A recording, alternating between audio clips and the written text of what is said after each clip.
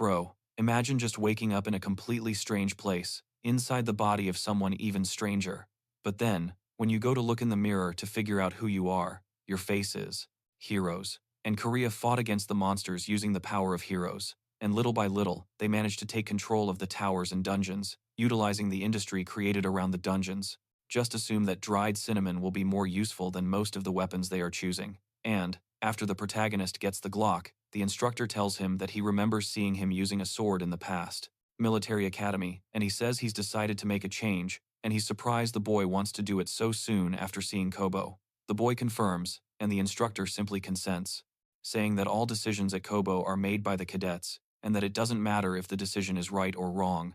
The cadets will assume all responsibility, telling him never to forget that. Then, everyone questions if the protagonist is crazy, wondering why he came to Kobo and why he chose a pistol. They can't understand it, wondering if he's bluffing during battle training or if he's just trying to get attention. The protagonist realizes that everyone is against him. The pistol is still a good weapon in this world, especially for people who can't handle magical power. And so, he explains that the most frequently used ammunition is magic ammunition, since the ammunition imbued with mana contains considerably more destructive force than a normal metal round. And despite this advantage, the reason the pistol is avoided is simply because they can cut the bullets very easily, which makes its limitations obvious. And so, a King Horak cadet passes the test after cutting the bullet. The first reason for this test is that no matter how strong someone is, the firepower of the Monacode's pistol is limited. The second reason is that the pistol doesn't have a long history. In this world, legends and myths have come to life, and artifacts from those myths and legends exist as armaments in real life. The greater the origin and the deeper the history related to an object, the higher the weapon's rank. Because of this, Kobo cadets often choose antique weapons. With calamity as a driving force, they managed to recover from that crisis. And so, time passed, and Korea became a global power rivaling the United States, instead of modern ones, relying on their own skills rather than magical ammunition.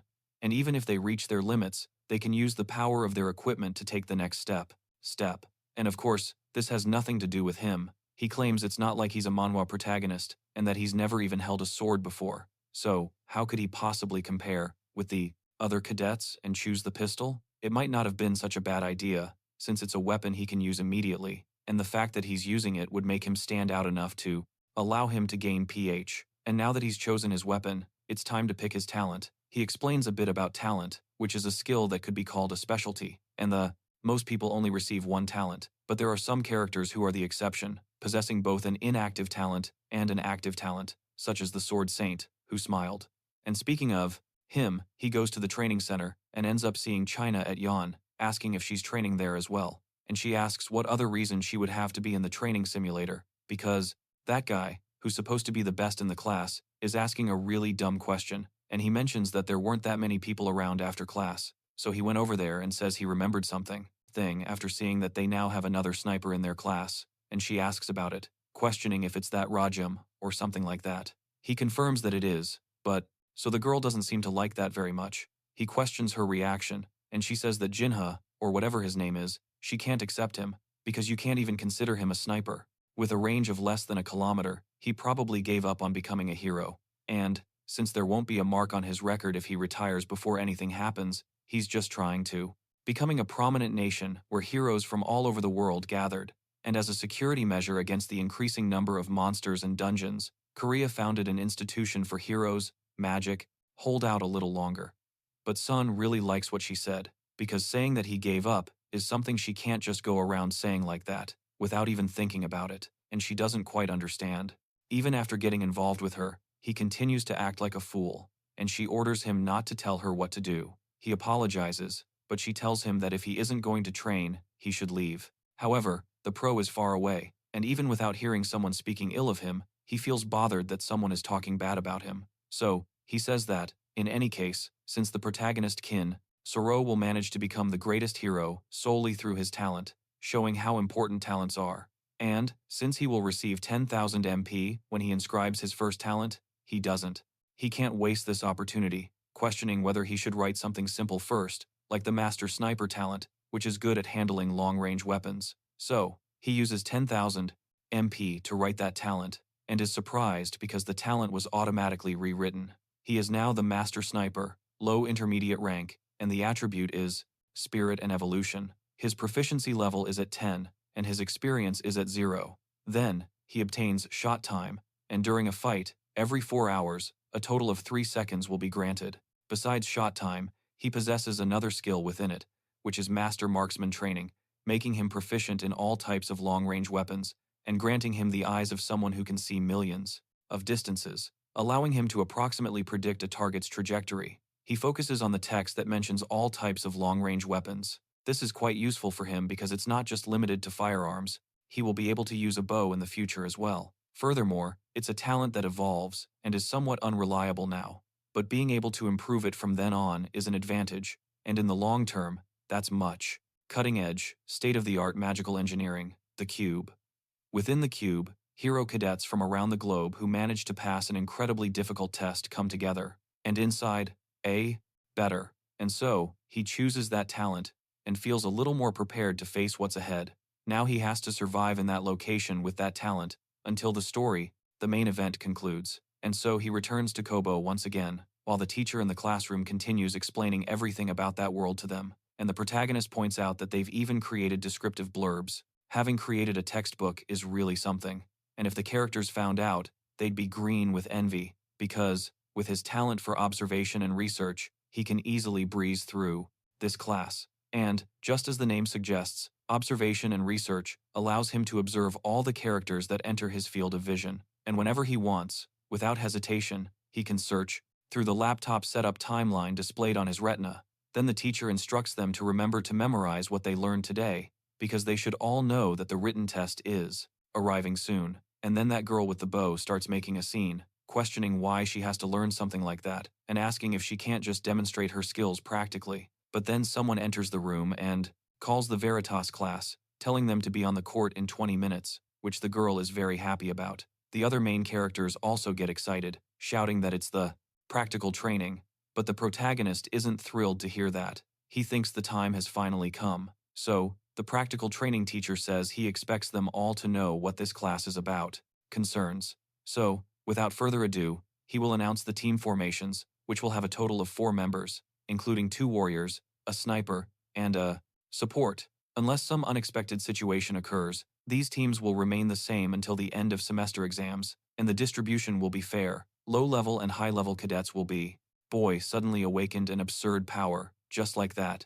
and that's where the hero who will save the world is, along with his rival and another guy who already seems like someone evil from a distance, and all of that was placed on the same team. They must remember what he just said to avoid confusion later. Now, they can check their teams on the big screen, and the protagonist is very surprised because he didn't like being on the same team as that guy. Yeah, I don't know who that guy is, and you probably don't know who that guy is either, but we're going to find out who that guy is very soon. And he mentions that Yonha is on the same team as him. He explains that, like in all novels, those who interact or fight with the main character to advance the story are always nearby, and there are many main cast members. But even among those main cast members, there is Io Yon Ruis, who is definitely special, and she is the main raid leader of Korea's #1 guild, Essence of Narrow. And she is the successor of a renowned family, and at the beginning of the novel, she is opposed to the one who smiled, but gradually she is influenced by him and becomes a reliable ally. The connection with Ayana is very important because the more he gets involved in the story, the more PH he gains, and during that day's training, he will definitely find a way to gain the girl's attention. Meanwhile, another group arrives, approaching them in a friendly manner with a girl, saying they're on the same team. One is Jin Rosung, and the other is Razuk, from the Veritas class. Then, she considers that they are team members and decides she shouldn't ignore them. She asks them to take care of her, addressing both of them, who are surprised because they are the same age. She's treating them very politely. Then she asks, "Where's the last member of your team?" And the protagonist is arriving at that moment. Ron doesn't seem to have a very good first impression of him. He says they won't talk much, and that he hates those who don't trust themselves. And then, the guy with the axe asks, excitedly, if he's the one who chose a pistol during an explanation of the entire historical context. But how does he know all this? And he says that the one who created this world wasn't God, but him, the author. However, there's a slight problem, because now he is weapons selection, saying that he's very famous among the freshmen. But then the instructor asks if he has time to chat, and when he arrives, he gives everyone a major scolding. He says he sent the location of the monster each team will face to their smartwatches, telling them to hurry and get out of there. And so, they head off towards the location where the monster is, and 3 of them take the lead. Eonri checks his smartwatch and sees the location, remarking that it seems like they're going to meet, and asks the protagonist to prepare, who responds that they should be able to research the monster's information once they arrive at the location. Meanwhile, the protagonist thinks to himself that he's dying from being left behind, and acknowledges that his vitality attribute was definitely much higher than that of a normal person. But he's too surprised, realizing the best he can do is follow them, and that the axe guy and the little girl running alongside him are much faster. He wonders if that's the standard for a Kobo cadet. Then, Rayon announces that they've arrived, and that this is training area number 8, the beach, and the freemost formant, the monster they need to kill is the Haunt, also known as the Black Hump People, and it is currently destroying a boat in the middle of the sea. Then Rayon says that they will begin planning the mission, along with Prota. She arrives there dying, and tells them about the mid-tier monster, the Black Hump People. The attack power of the monster's main body isn't very high, but the problem lies with the hump on its head. When the Black Hump People sense danger, they send out Hump People babies from their hump to attack their enemies. Not only do dozens of bloodsucker people appear at once, but each of them is a dangerous monster that can turn a normal person into a mummy in a single second. And Dovachado says that when the battle starts, they need to prioritize killing the babies that come out first, within the work he created. Then, inside an arena where awards are being presented to the top-ranked winners, the protagonist notices that Insurrou has achieved first place in his first. Razak says that they will have to quickly deal with dozens of them.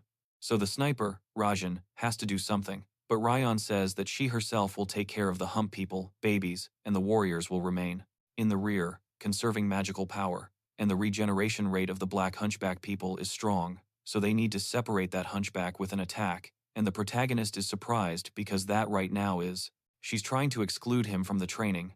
Then, looking at the protagonist, she asks if everyone is ready and says that they are going to start the mission, but he doesn't like the treatment that she is giving him, mentally cursing the girl and getting angry. And so, as a monster destroys that boat, they go on the offensive, and the axe guy starts swinging his axe at the stone to get that thing's attention, standing in front of it, because he first has to lure that thing to the beach, and the monster turns its eyes to him and attacks the crazy axe guy, getting close to him, wanting to reach him. And as soon as he arrives at the beach, the boy runs away, as the plan is now underway, and the protagonist remains irritated while Razor prepares. Rayon goes all out against that thing, finally starting the battle, and then the monster does exactly as they said it would, launching its cubs at everyone. The tank is surprised that it has already exploded, and when the cubs come at him, those things open their blood-sucking mouths and try to latch on to the axe maniac. But then, while he's facing imminent death, Ron does something to help him, swinging her whip and killing them all quite easily, and with just a few swings, she exterminates them all. So the tank thinks that this power is terrifying and that she really deserves to be ranked 7th among the new Kobo cadets. He thanks her, but the monster remains prepared to attack Cadet Year. Meanwhile, he observes from the stands, realizing that he is actually inside the world he wrote about in his novel. There he is, right before his eyes, Yokubos, the cadet Insurrou. All of this seems like gathering more cubs to launch, but the girl swings her whip, throwing it at the monster. And so the monster reacts to that, trying to hit her, but she gets out of the way, forward, not letting herself get hit. However, one of the pups is right behind her, almost catching her as it leaps onto the girl's back, and Razuk yells at her to roll, to be careful, but the girl barely manages to react to a monster ready to latch onto her face. However, the protagonist blasts it away with a shot, landing a precise hit and killing the thing, showing Jan Ruiz that he isn't so useless as she thought he was. She gets irritated that he's actually doing something, but the protagonist is really enjoying how things are unfolding. Then he explains that PH can be converted into attribute, points, and he earns them every time Kim Rajan's role in this world becomes more significant. But it's difficult for someone like him, a complete background character, to secure a bigger role from the beginning. Is very complicated. This means he only has one option, to jump into the middle of events that the main characters have to go through, like right now. Then everyone is surprised that the boy, he really managed to react and keep his word. He says he thought he had told him to stay out of it, but then, as that thing launches more of its offspring at them, they don't even have time to stop and argue, and the girl is shocked by this. Then the protagonist says that the only thing his enemy has in his favor are 2 units. But even that isn't a big deal since they have low intelligence and their trajectories are obvious. Intelligence and their trajectories are obvious. So the boy thinks that the only time he can shine is now, and so he concentrates with everything, activating shot time, leaving the whole world around him in slow motion. He says that the talent he received is shot time, and when used, the flow of time slows down for 3 seconds, and that means that for 3 seconds he can easily see their movements. The world, he wrote. He questions what is happening and wonders if everything and everyone around him is real. Consequently, he notices everything, as he can clearly hear voices, can easily see their movements. And now, it's simple. He just needs to shoot them from all sides, killing all those units that are in the air. And even when the magazine runs out, he switches and continues firing until his shooting time runs out, killing them all instantly and shocking everyone present. Eren can't believe what he just witnessed, and the monster attempts to launch more of its offspring. But then, Eren throws his whip, ensnaring the creature's head and signaling them to attack. And so, both the swordswoman and the axe-wielding man charge towards them, delivering their final blow. And so they unleash their magical power with everything they have to finish that thing off in that attack. While the girl holds the monster's head, Prota goes, killing the offspring. They literally tear the creatures apart from top to bottom, finally ending the threat. And with that, they complete that first job. Prota wonders if they succeeded, and Onha looks back to see him collapsing, saying that was a tough one. And then the system registers Team 5's test as completed and calculates the results, while the other 2 remain, very happy that the creature returned to normal, and Team 5's total time was 58 minutes and 58 seconds, and their current ranking is 16th place for finishing their assigned threat. Wow, a whole hour. An hour killing monsters, people, that's unbelievable. A full hour of sincere fighting. No, it can't be. Did they call the people in for a chat? I'm finding this weird, and seeing that they remained in position 16, Ron. So, it said that this time, the battle was completely recorded by the drones, and the instructor will send the footage to their smartwatches, instructing them to analyze it themselves. And she is very frustrated that they're only in 16th place, and knows that their individual performance will be evaluated separately. But China June had to stay on top of her because she doesn't like the girl very much. And that, far away, it is announced that all the students who passed this year are incredible, and the protagonist, even from a distance, sees every detail of what is happening. But then, the presenter announces, China and the other 3 are in 4th place out of 100, and she says that she decided to create a difference between China's group and her own, and tried to win based solely on that. But, looking to the side, she sees that another rival of the main character sees where he's looking. She clearly understands that he's looking at China, realizing that he likes her, and she becomes even more frustrated. He's still getting up and going behind her.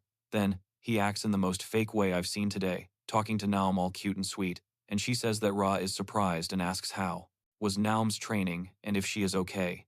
And she says that, as you can see, she ended up in 4th place, and it's a shame. And he asks about Rion, and she says she ended up in 16th, dying of hatred inside. So, he asks if he ended up in 16th place with a shooter, saying that it's incredible, saying that it would be so much better if that thing hadn't held him back, and that thing over there that probably held him back, truthfully, it wasn't quite like that. And Rion knows this, because it's true that they took 50 minutes on a 10-minute route because of that man. But on the other hand, that guy's contribution to the battle, the fight against the monster was intense. The protagonist feels like someone is talking about him, and she mentions that the dozens of baby squids that monster shot were all eliminated by his bullet before they even touched down. And she asks if that's really possible with just magic bullets. The other 2 even liked the protagonist and noticed how well he acts, and she wonders, who is this guy? Then, a while later, the protagonist is in the training area, trying to improve his stats. Lying on the floor, exhausted, he says he forgot to check his alarm since he was training, wondering how much his stats have increased, and luck activates.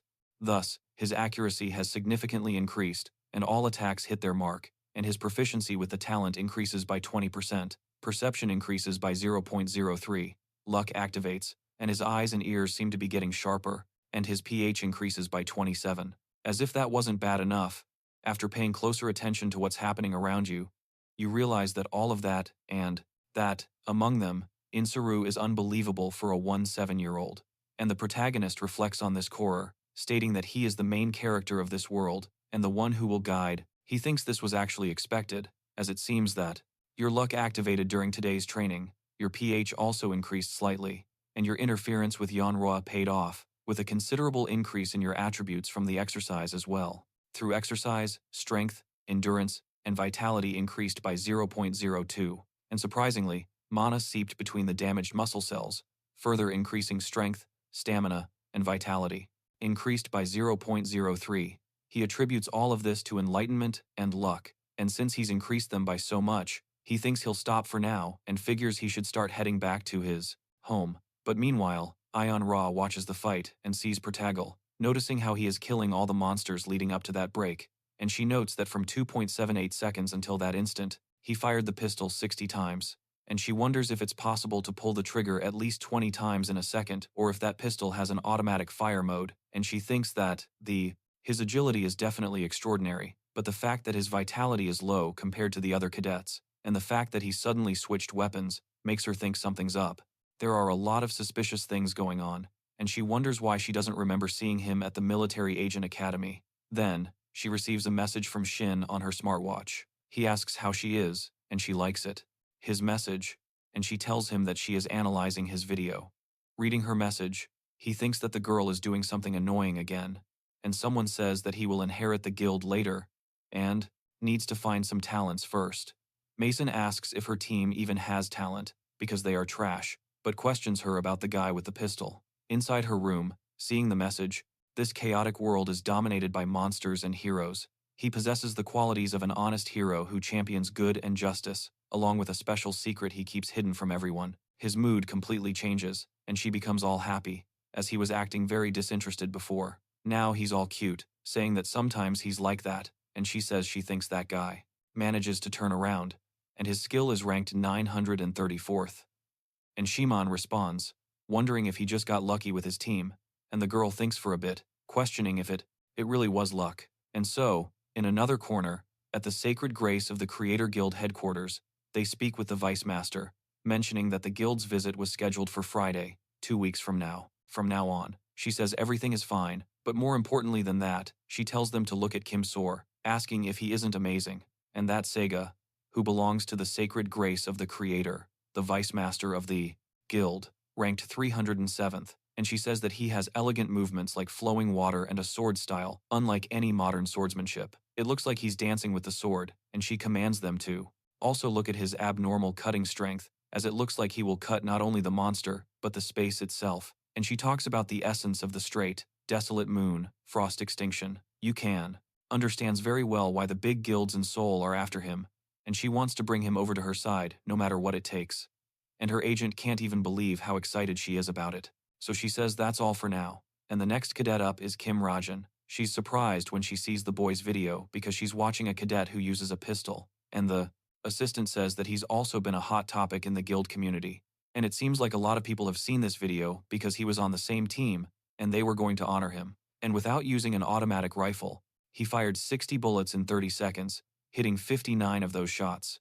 And even if someone were to pull the trigger relying solely on agility, a pistol wouldn't be able to deliver a performance like that with a prevents it. His rival is Xinjong Hack, the second-ranked cadet, who shows up looking arrogant. The protagonist notes that he's a fourth-generation member of the powerful Jinsen Corporation, relic like that. Kim Rajan's skill seems to be highly acclaimed by the community, and additionally, they say that he switched from a sword to a pistol as soon as he joined Kobo, which is why they're taking notice. That he got excited talking about enlightenment, which is a phenomenon where a being understands their own talent, the special ability that the talented being possesses before achieving enlightenment, and that's why it exists. Some cases where, if the weapon he uses doesn't align with his talent, he changes the weapon itself after enlightenment, but because 3 or more years of their career are wasted if this happens, the Military Agent Academy actively recommends that cadets use multiple weapons. Enlightenment at just 17 years old is certainly fast, but if it's limited to only weapons, it's not very impressive. But, just to be sure, they're going to keep an eye on him as well, inquiring if they have anyone available right now, and the assistant says there's no way, since that group is very special, with everyone, is right on the edge. So she says she's going to leave him alone, because if he really is a diamond in the rough, he'll eventually shine on his own. And whether or not here is an excessive nickname, that will be revealed, slowly. Meanwhile, Prota is sleeping all cuddly in his bed. Then, on another day, Prota mentions that Wednesday is the day for anti-personnel training, and the anti-personnel training occurs in Group G2. Throughout the training, they utilize training weapons, which makes it easier to play and reduces the pain felt. But, in Prota's case, he is getting a huge scolding from the 8 instructor, who is telling him to get up immediately. Prota is suffering, wondering why he is the only one facing an instructor. And, because I was curious, she ended up, in short, I really thank Top Tune for doing this. And she explains that it's because the firearms training hasn't been completed yet, and using a real weapon in anti-personnel training could cause. He has the potential to rival the main character, but he's destined to become a villain and is a staunch believer in the doctrine of elitism.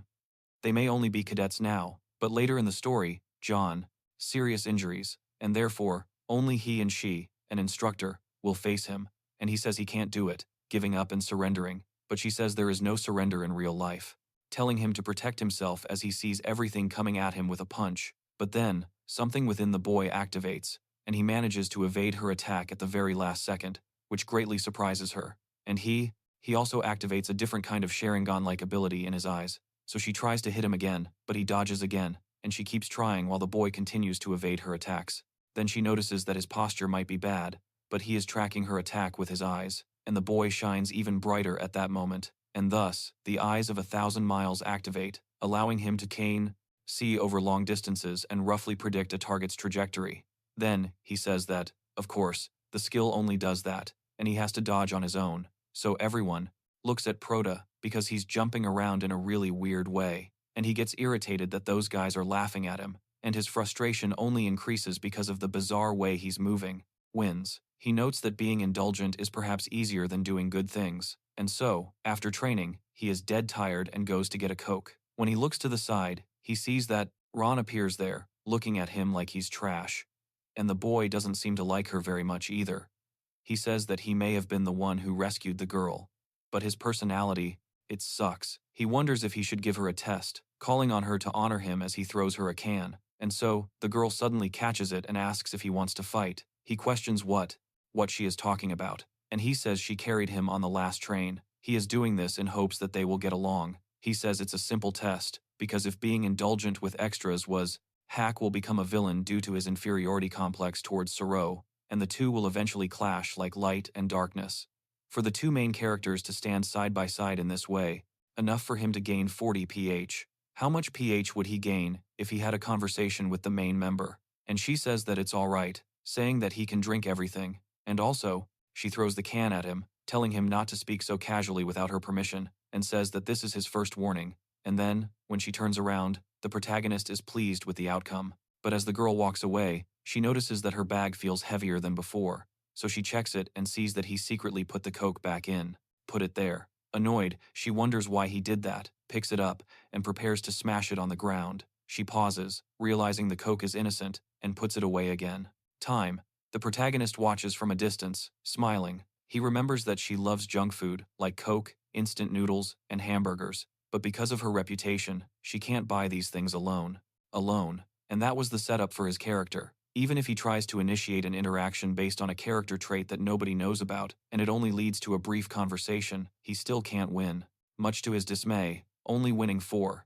And of course, he has to insert himself into the main storyline. This means that the next part of the main story that's about to begin will be about the Dijin Attack on the Dijin at the National Weapons Museum, and he explains what Dijin are, which are people who made a pact with the devil, and the Dijin, who exchanged their souls for great powers, turned their hands to the work of the devil and spread chaos.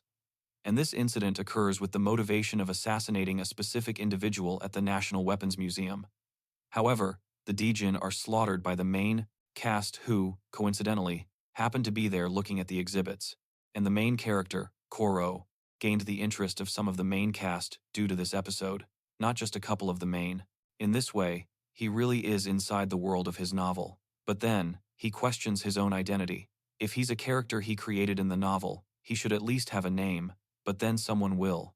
Cast. Koru and Shinao appear there, but because it's still near the beginning of Jin, it's not that dangerous. So he says everything is okay, he can infiltrate this episode, and now he needs to find a way to get into the museum. But then, one of the instructors called Prota, telling him that daily classes were over and asking why he was still there instead of returning to the dormitory, and asking him for his number.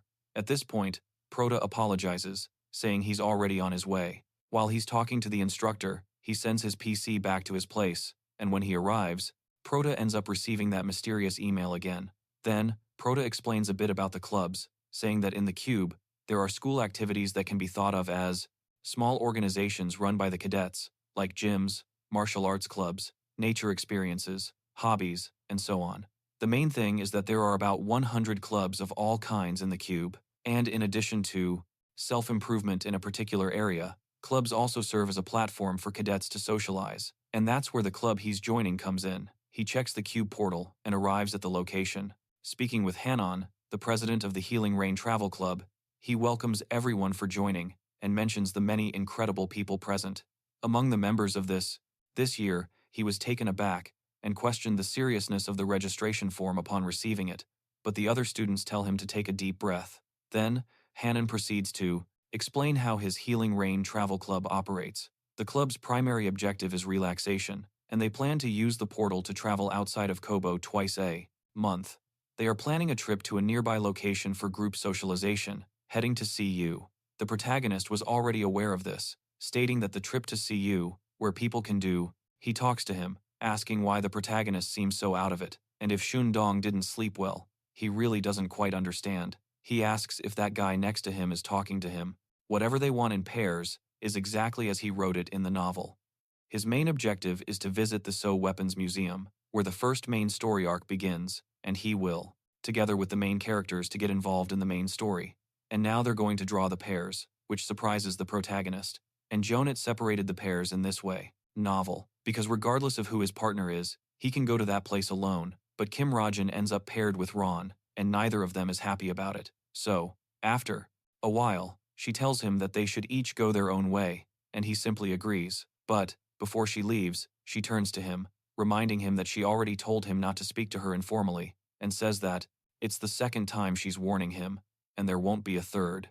He just agrees with that chatterbox. And then they mention that this is the National Weapons Museum, which has the largest number of replica weapons on display in Korea. And the protagonist goes over there, noticing that Sheena is admiring a beautiful bow, acting all lovesick, wanting it. He thinks the main character doesn't. He must be very far away, seeing Insurrou right in front of him. As he watches the boy examining some weapons, he glances back at the prota. Then, the prota asks if he's looking at the sword, with 7 arms, and Sua, feeling a little embarrassed, says yes. And the prota introduces himself to him.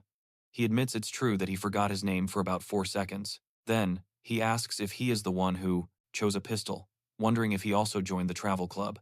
But, while the boy is interacting with the prota, he analyzes his own character, remarking that he is strong, handsome, and just. Readers criticized him harshly, saying that the main character was very unrealistic. Then, he says he thinks there are some firearms on display there, asking if he says that of course he is, pointing out that he doesn't see any other Shun Dong around. And the protagonist doesn't like that at all, since he is Kong, wondering if there was even a character with that name, and boy wants to go see them. So, the prota agrees, but says he doesn't think they'll have much time, as everything starts to shake and people become a little incredulous. Then, the noise comes from inside the speaker.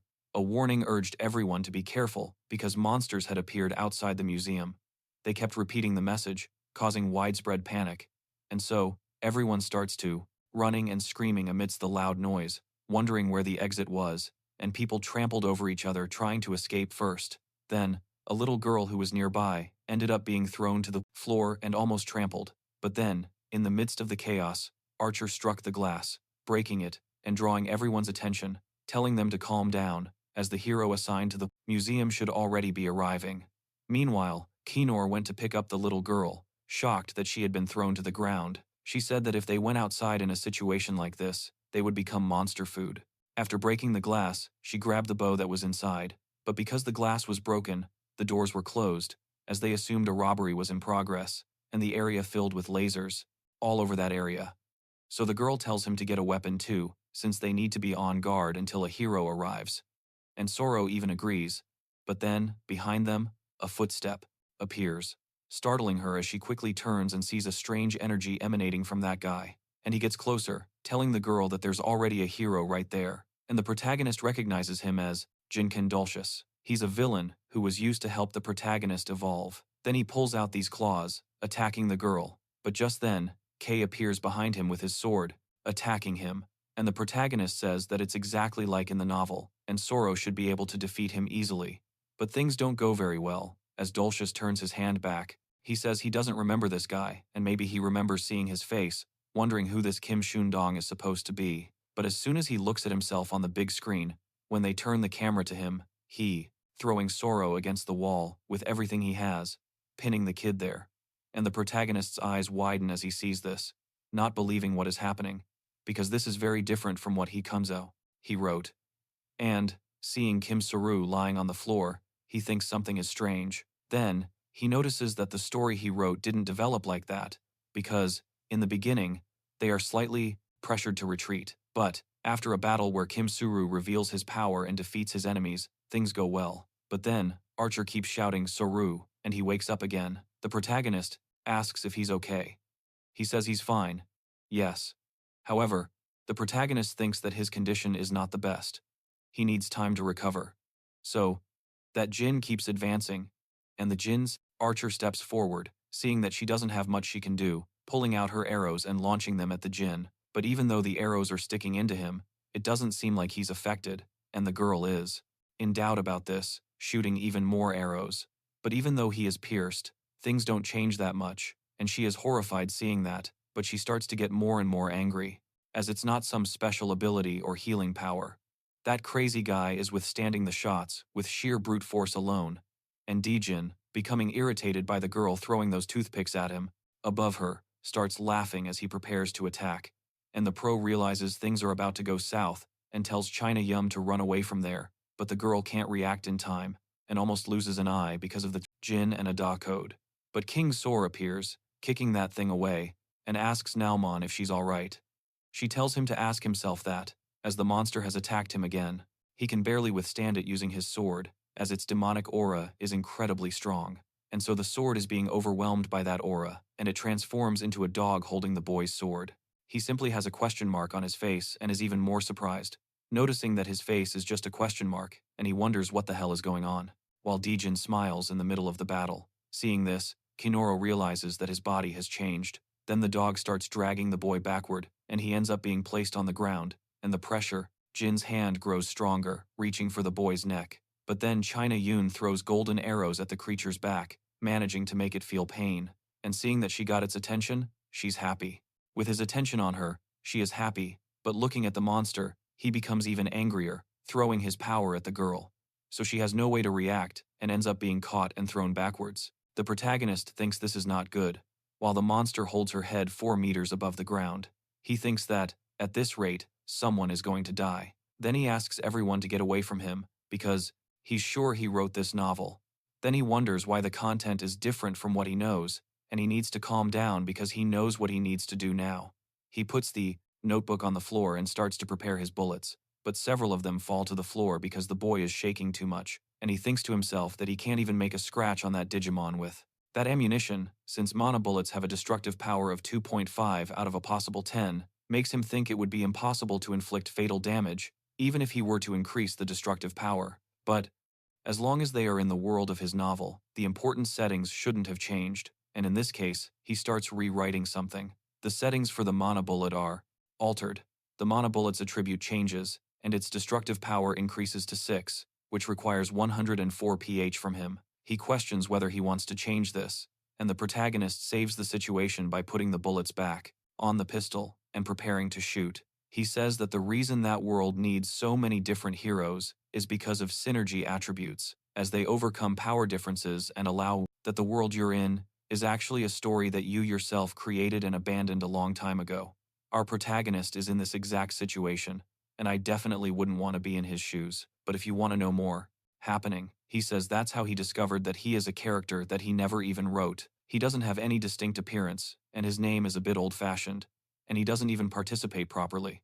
Individuals to exert a greater force, and so the protagonist aims at the middle of the 20 seconds horde, and he says that he is certain that that Jin has a dark attribute. He prepares to pull the trigger, thinking that the thing that wears away the darkness is something he holds in his hand. Then, he shouts at Ko, telling him to get out of the way while saying that light is the right answer, shooting the white light bullet, and they contain the light attribute. They are bullets condensed with the essence of light and tend to create a second explosion inside the body, and when he shoots, the Dijin is struck in the shoulder, and that projectile explodes, taking off the Dijin's arm. So, he lets go of the girl and begins to be affected by the attack. Surprised, the Dijin starts to scream in pain, and the girl falls from above, as his arm has disappeared completely. So, Kor gets ready to do something, and the protagonist thinks he managed to buy enough time with that bullet, but his gun has been completely torn apart. Then, he looks at Sergando to see if everything is prepared, and after Sergando gathers all of his power,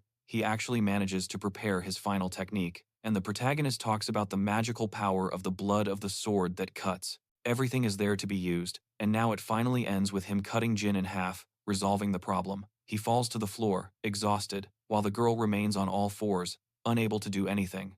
And so he goes to Naum, asking if she's okay, but the girl gets irritated, removing his hand from her, and still seems very angry, which Runa doesn't quite understand. She asks them to leave her alone, and says she's sure her brother will come and comfort her. She thinks to herself that this is what happened in the novel, but he speaks in a loud voice, and the girl questions what he said, creating an awkward atmosphere until she faints, leaving everyone confused. Elsewhere, that vice leader is killing a lot of the story. He also wonders if anyone even cares about the fact that he doesn't have a face, and he says it's normal because he's a Kobo cadet, a character who has absolutely no contact of monsters outside and ends up killing them all. And then a guy from the emergency room shouts to the Vice Guild master, saying that the emergency situation outside the museum has been brought under control, and she says it's a relief, asking how things are inside the place. And then he says that a Dijin appeared, but it was easily defeated, and inside, there are some Kobo cadets. Then she says that's great, and asks who they are exactly. He says that one is China and the other is Insurrou. But he can't even finish speaking before she rushes off there, thinking that she's incredibly lucky, because just the thought that she will have a chance to have contact with Insurrou is amazing, and she wonders what she should say first.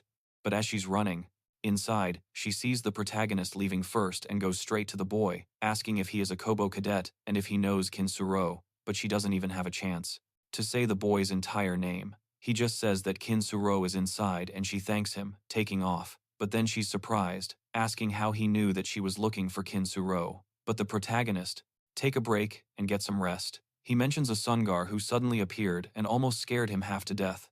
This situation also ties into the changes in the story, as he needs to see this. So, he opens his notebook to clarify things, mentioning that the outsider named Kim Rajan got involved, but it's insignificant, and so far, things have gone smoothly, without any problem. Therefore, he isn't important enough to influence the story, but he ends up noticing something he had completely forgotten. This novel has a co-author, and this world is a remake of the novel version he wrote. And if this world is based on what the other person wrote, it makes sense that he can't predict some things. If that's the case, it's possible. With the main characters, he notices that that guy over there was just used to fill the audience, and that's all there is to it. He's just an extra character in the novel, but he even corrects himself, thinking he's just that all the predictions he's made so far based on his novel are useless. He's shocked by this, thinking that everything could go wrong now. And when he looks at the notebook screen, he sees a message, and upon opening it, it discusses a flaw. The protagonist and those around him have never faced any real danger. If this continues, there's a risk that readers will grow tired of reading something repetitive and boring. Therefore, a temporary measure is implemented, and from that point forward, the enemy's levels will be increased, even if this results in chaos. Then, the cube instructor arrives and speaks with Kim Rajan and Insurrou, saying he has an idea of what occurred and will ask them for details later. They should return, for now. But then Insurrou asks about Naum, and the instructor says she's taken medical leave and left with her family, and that the two of them should quickly return to the cube as well. And both remain behind. Then, Insurrou speaks with Rajan, mentioning that he said something to Naon earlier and asks why he said it. Rajan asks what he's referring to, and Insurrou replies that it concerns his brother, older. He says that's because her older brother will always help her, but he notices a hint of criticism in her tone. Then he asks what's wrong with her brother. So, Insurrou asks if he's pretending not to know, but he insists that he really doesn't. Insurrou gets irritated, saying it doesn't matter because they'll talk about it later, and the protagonist, upon returning home, researches about Xinhua, who was previously ranked 4th overall in the Military Agent Academy and is currently enrolled in the Kobo Hero Training Facility. Her family relationships are with her father and her brother. He notices that she fits his established profile of her, wondering what that reaction was all about. Then he notices something else, but there's a headline about Shai Shinnok's son, grain of sand in this novel, lost in the middle of everyone else, abandoned in the stands. And I'll mention that one day, an email arrived, and he wondered what it was, and the email turned out to be a proposal for a Cheon, who was left in critical condition after a Jin attack. During Operation Spark, the mission to kill that Jin, he ended up in a coma. And the protagonist is very surprised by this, because the surprise operation of Jin Faiska didn't fare so well, and this marked the first time the main character's assistant, Chinon, received recognition. Chinon was 13 years old at the time, and was extremely proud of her older brother, who had become a hero, or at least that's how it was supposed to be. He mentions that these are the messages, and once again, the warning is that the message will be provided after Rajin personally recognizes the modified settings. So, in the original story, he was Shinayun's reliable older brother and Koro's assistant. However, in this world, he simply fell into a coma after sustaining a serious injury, and it was decided that the main character had too many assistants, and the setting was altered to the following. 4 years ago, Tajinon, after being appointed as a hero, suffered an accident on his first mission and received a demonic stigma, becoming a demon seed, and the protagonist can't believe what he's reading. Following that, a news report states that around 1 p.m., a horde of monsters appeared in the center of Seoul due to the sudden burst of monsters. Approximately 50 civilians were injured, and 7 people were killed. And at the center of the monster suppression efforts was Seong, the deputy guild leader of the Essence of the Straight Guild. As Naum listens to that, she remains curled up in a hospital bed. Just then, Naum's father arrives, shouting his daughter's name. She is surprised that her father is there. Then, she asks him about his work. He asks if she thinks his work is more important at a time like this, and inquires about how she's feeling. She says that she is fine. He asks if she shouldn't get a thorough examination, suggesting that she could change to his novel. And he says that the web novel he wrote, Retorn Hero, is a novel that stopped being produced more than a year ago because he ended up suffering from depression. He wonders if, ask the doctor for one. She replies that everything is all right and it's no big deal, asking why he had to come all the way there, and he responds that it was because he was worried about her. She says that she is really okay, but then asks her father if she can see her brother before being discharged from the hospital. Her father is shocked by the girl's request, but he takes her hand, saying that it is clear. Then, the topic of the demon seed is brought up, explaining that demons are superior entities to jinns and can mark humans to transform them into a demon seed. And humans who have become demon seeds enter a state of incubation where they sprout and blossom into strong demons. The protagonist feels really bad upon learning this, because in his setting, the incubation time was set from 5 to 6 years. So, half the time has already passed. Meanwhile, China goes to her brother's room, and the protagonist says that there is only one solution to this complicated situation. As quickly as possible, before the demon in Tai John's body awakens, it is necessary to kill him. And with the girl face to face with her brother in her own home, she questions how or who could do such a thing. He says that they can't entrust this to just anyone, and there isn't a mercenary who would accept a request to kill the 4th-generation scion of a rich family. And because there's no way to know if the seed will sprout, it's impossible to suggest taking countermeasures, and it would be impossible for whoever emerges to defeat a fully blossomed demon. And even if the currently active heroes were mobilized, some of them would inevitably be sacrificed. And that's why the seed cannot sprout, and all people need to become his strength later in the story. Meanwhile, the girl is next to her brother, talking to him, and the protagonist thinks that in the end, he himself will have to kill this demon that is about to emerge. And the girl is still by her brother's side. They want to change something since it stopped being made, remarking that there really are all types of people. But then he thinks a little, and feels a certain kind of guilt for having stopped the releases, waiting for him to wake up. Then she says that it was her first time seeing one of those, and that she almost died. Then she asks how normal cadets are supposed to injure that Dijin, but that sniper managed to do that. But remembering him, she clearly dislikes the subject, and tells him they won't talk about it right now. But then someone knocks on the door, announcing that the visiting hours are over, and she tells him she'll be back, leaving with a bitter taste in her mouth. Outside, she stops and reflects on what Prota said to her, asking her to be left alone, because she's certain that Appa will come there to comfort her. And the girl interprets this in the worst possible way, consumed by hatred for Prota, thinking about Rajin in the worst possible light. And so, in the Tower of Heroes, they confront the Vice Master, stating that she's committing unauthorized access to the archives of a national institution, which is illegal, and asking what she will do if she gets caught. But she says it's okay because she just needs to take a quick peek at the museum attack file, and he replies that's exactly the problem. And she explains that at the scene, on Dijin's body, they discovered a trace of light attribute mana, meaning the individuals who defeated the Jin are capable of using this attribute, and light mana users can be exceptionally powerful against Jins, that they need to locate and recruit the person responsible. Speaking with Yen, he observes her eagerness to recruit another talented individual, and she mentions that the Jin was defeated by 3 cadets who were present, observing the weapons and displays, implying that one of them must be the light mana user. She believes they need to keep an eye on this Chinai. She has never heard mention of the 3rd cadet's name, as he holds position 934 at Kobo, noting that he is here in Rajin again. Meanwhile, Prota is working on his notebook and comments that this is something that, in his mind, he had no idea that the response he sent, thinking it was just a fan's request, would become the primary cause of everything that followed. So, at this moment, he is still he recently noticed, and it appears that people are unable to see this laptop. Man, I don't like saying laptop. It sounds like I'm referring to that Shucha laptop. I can't get that out of my head. No way. He mentions that, because of this, he can check the settings without worrying about being seen. After figuring this out, he added a new function to the laptop. So, he continues tinkering with his laptop while watching the fight unfold, with Rachel defeating the other guy. Meanwhile, he makes a configuration change, and the DM character's self-esteem decreases from the original setting. Seeing this, the pro says that this is the function, and that he receives a notification whenever there's a change in the configuration within a 30-meter radius. He believes that this is more efficient than the co-author's messages, which only appear when the co-author notices something. But then, while he's sitting there peacefully, Chinon arrives, questioning why he isn't training with her. He glances back and says he doesn't want to, and she questions his reasoning, asking if he's a chicken, especially after just talking about someone's family. He says he needs to be careful, since these are live rounds, and he doesn't want to cause problems for him after he hurt a classmate. Hearing this, the girl gets even angrier.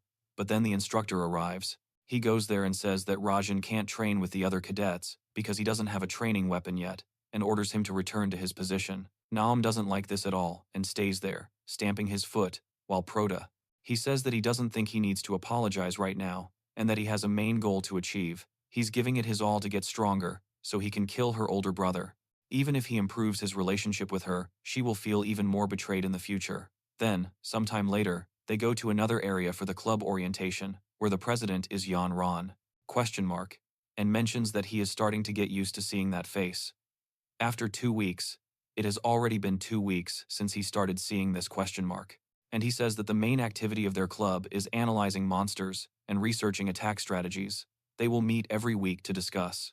That's it, and if you look at the printed copy they handed out, you'll see it there. But the girls only notice his million-dollar good looks and his ability to hold the audience's attention. And those are 2 abilities of a demon. And the protagonist looks at him in a completely different way. He mentions that Kobo, which is very important to the initial parts of the novel, experienced several events, such as the kidnapping of cadets and monster invasions. And Yongran is one of the villains who spearheaded these events, and he's a dignitary who obtained the charm ability from the demon Lilette. He says that his main reason for joining this academic club is her, Ron, who is sitting over there looking all sulky. He says that since today is just orientation, why not take it easy for a bit? And then he says that this is an upper intermediate monster, taken from the mountain, appearing on the screen above.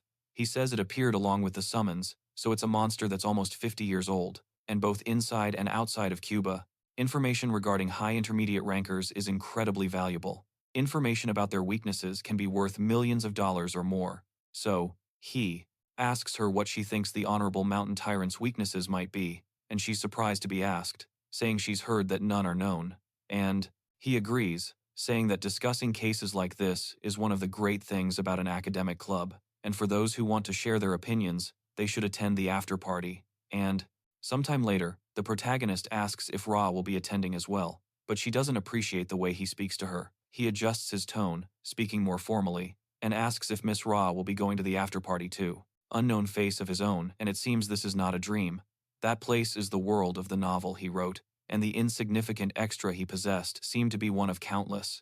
And she says she's going because she might be able to get some useful information. The protagonist then asks what monster information would be useful for, and if she plans to share everything she finds out with the raid team of her guild. It's the Straight Descendant Guild, founded by her family 50 years ago during the Awakening. They are one of the largest and most influential guilds in Korea, but he mentions, who has heard that the guild's vice leader is attracting a lot of attention lately, to the point where her position as heir is threatened. That's why she's going to Afterp to gather information. Then she questions what the boy wants. Il says he will tell her the weakness of the upper intermediate monster, the mountain tyrant. She's surprised, and he says that she just needs to accumulate some achievements if she wants to inherit the guild without any issues. He reveals that its weak point is the small blue emblem on its heel, and attacking that spot will stop the mountain tyrant's movements. He clarifies that he's not giving her this information for free. His guild deals with an essential arsenal, and he wants her to buy the Desert Eagle from them. And the girl is very surprised by this, asking him what he wants it for, since he already has the necessary equipment to withstand everything there. Then the protagonist smiles, saying that he doesn't, and they give each other unfriendly looks, and the girl almost doesn't believe him, telling him he's crazy. Then, he promises that she will lose out on a lot if she doesn't trust him, and says that if she decides to ignore this valuable information, it will be a waste. But if she believes in him, he will gain a very powerful ally. So, she actually believes him, talking to Secretary Jin, asking if she can pass something on to Hideano's mountain team, saying that, during that raid, they should focus on the blue emblem on the heel. Extras in that novel. He says that he has tried all sorts of different methods these past 2 weeks, but he still hasn't been able to figure out how he ended up there, who put him there, and why of it. And that is this monster's weak point. And so, the protagonist gains an ally who will one day be known as the Queen of Soul. In another scene, the protagonist ends up discovering something a little surprising, since Xinjong Dong simply racked up a debt of 300,000, and the boy is extremely surprised, considering he saved up all the money he could from loans and ran off. He asks himself, what did that bastard Kun Dong do? He remembers looking at his bank account, which only has $0 in it. Yeah, so he starts to think that if he continues like this, he won't be able to return to his world, as he'll end up dying from selling his organs and will spend his entire life trying to pay off this debt. Then, he starts to think about something, saying he needs to earn some money, and he has 2 cool ways to earn a lot of money. The first way is through stocks, and in this world, towers and dungeons keep appearing constantly. Guilds that discover and conquer them are treated similarly to companies, and guilds that are listed on the stock market can have their own guild business. He figures that even though he knows which guilds are listed on the stock market, he doesn't have the money to invest, so he'll put off dealing with stocks for now. And that means that he has to go to the field. The second option would be the hunting field. The field is a dangerous area, teeming with monsters, and, unlike dungeons and towers, the difficulty levels vary greatly. And by selling the bodies of the monsters, you can earn money quickly. However, his stats barely pass the average for men, and he wonders if that's good enough for field hunting, and if it would be a waste to spend PH to reinforce this training firearm. He thinks there has to be another way, until he hears the doorbell and someone hands him something, saying there's a package from someone named R. About this story, which is already absurd, I can guarantee you this. Leave a like, subscribe, and share this video, because you're going to be asking for part 2 before we even reach the halfway point. So, when of this situation, he realizes that he will have to stay in this world for quite some time. He says that if, by any chance, this world continues even beyond the point where the novel stopped, it could be pretty bad, because he has. And Prota is surprised, and when he goes outside, he sees that she kept her word, delivering her weapon.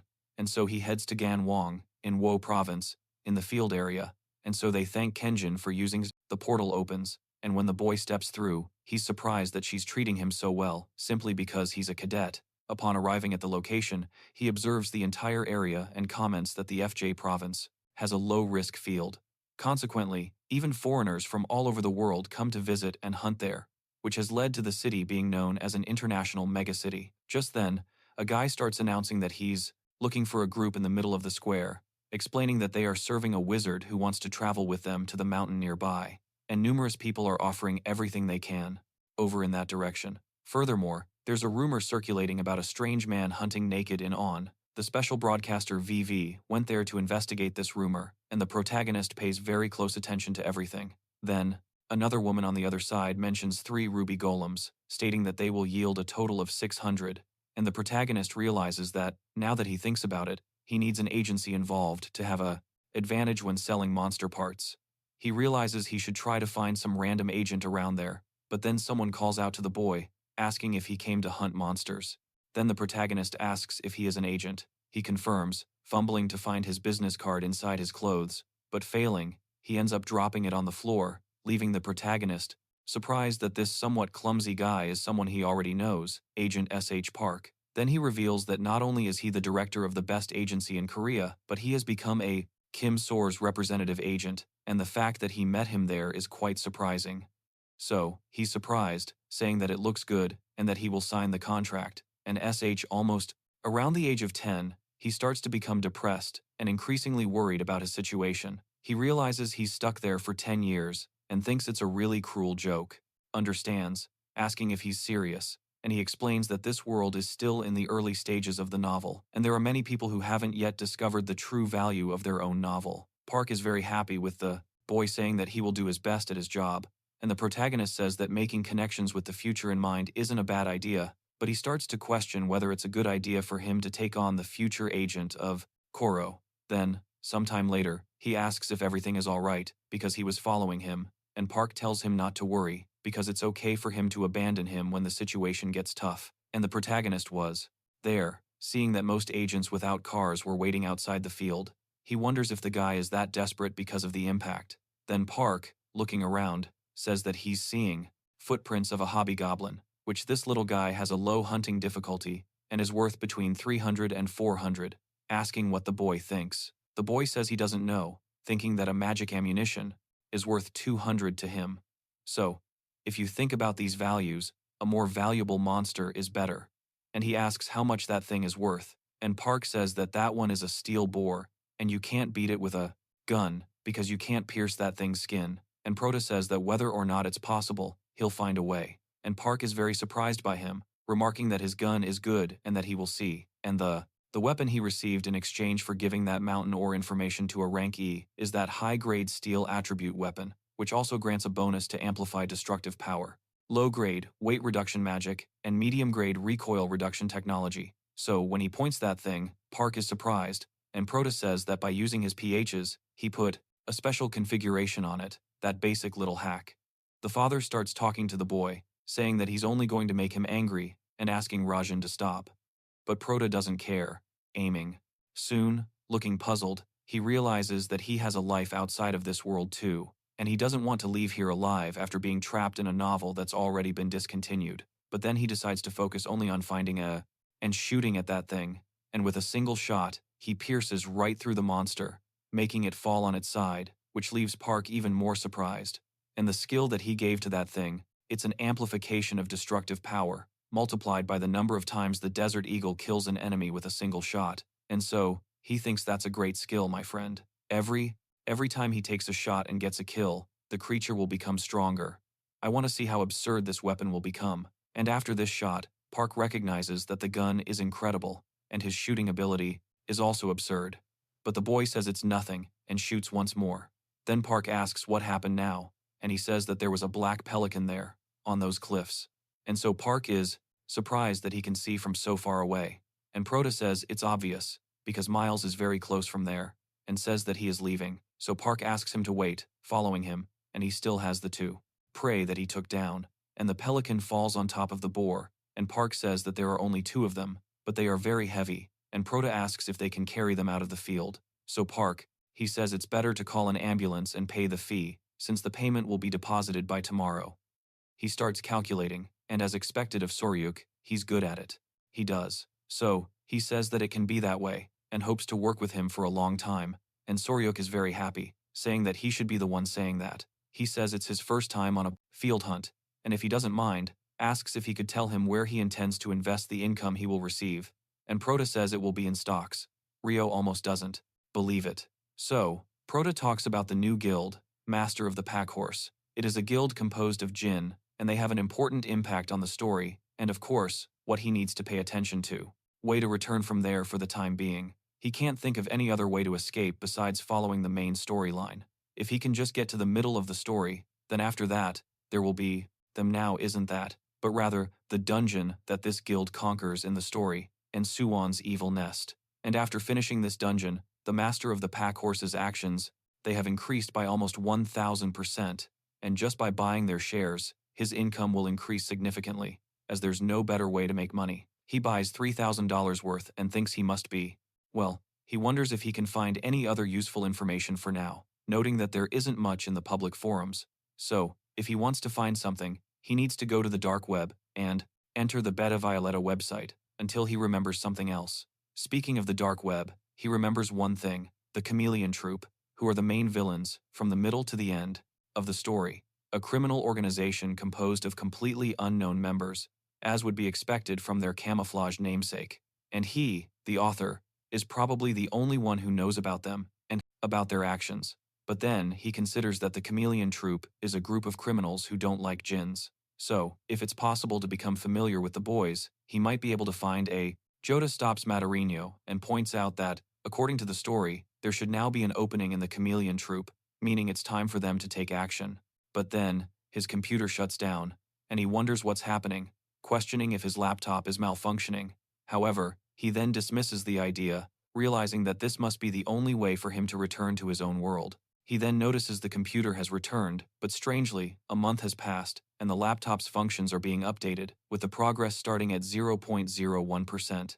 Meanwhile, elsewhere, Yanro is with Joao H., who doesn't seem too pleased to be there with her, even though she's all smiles, and he asks what the hell this is.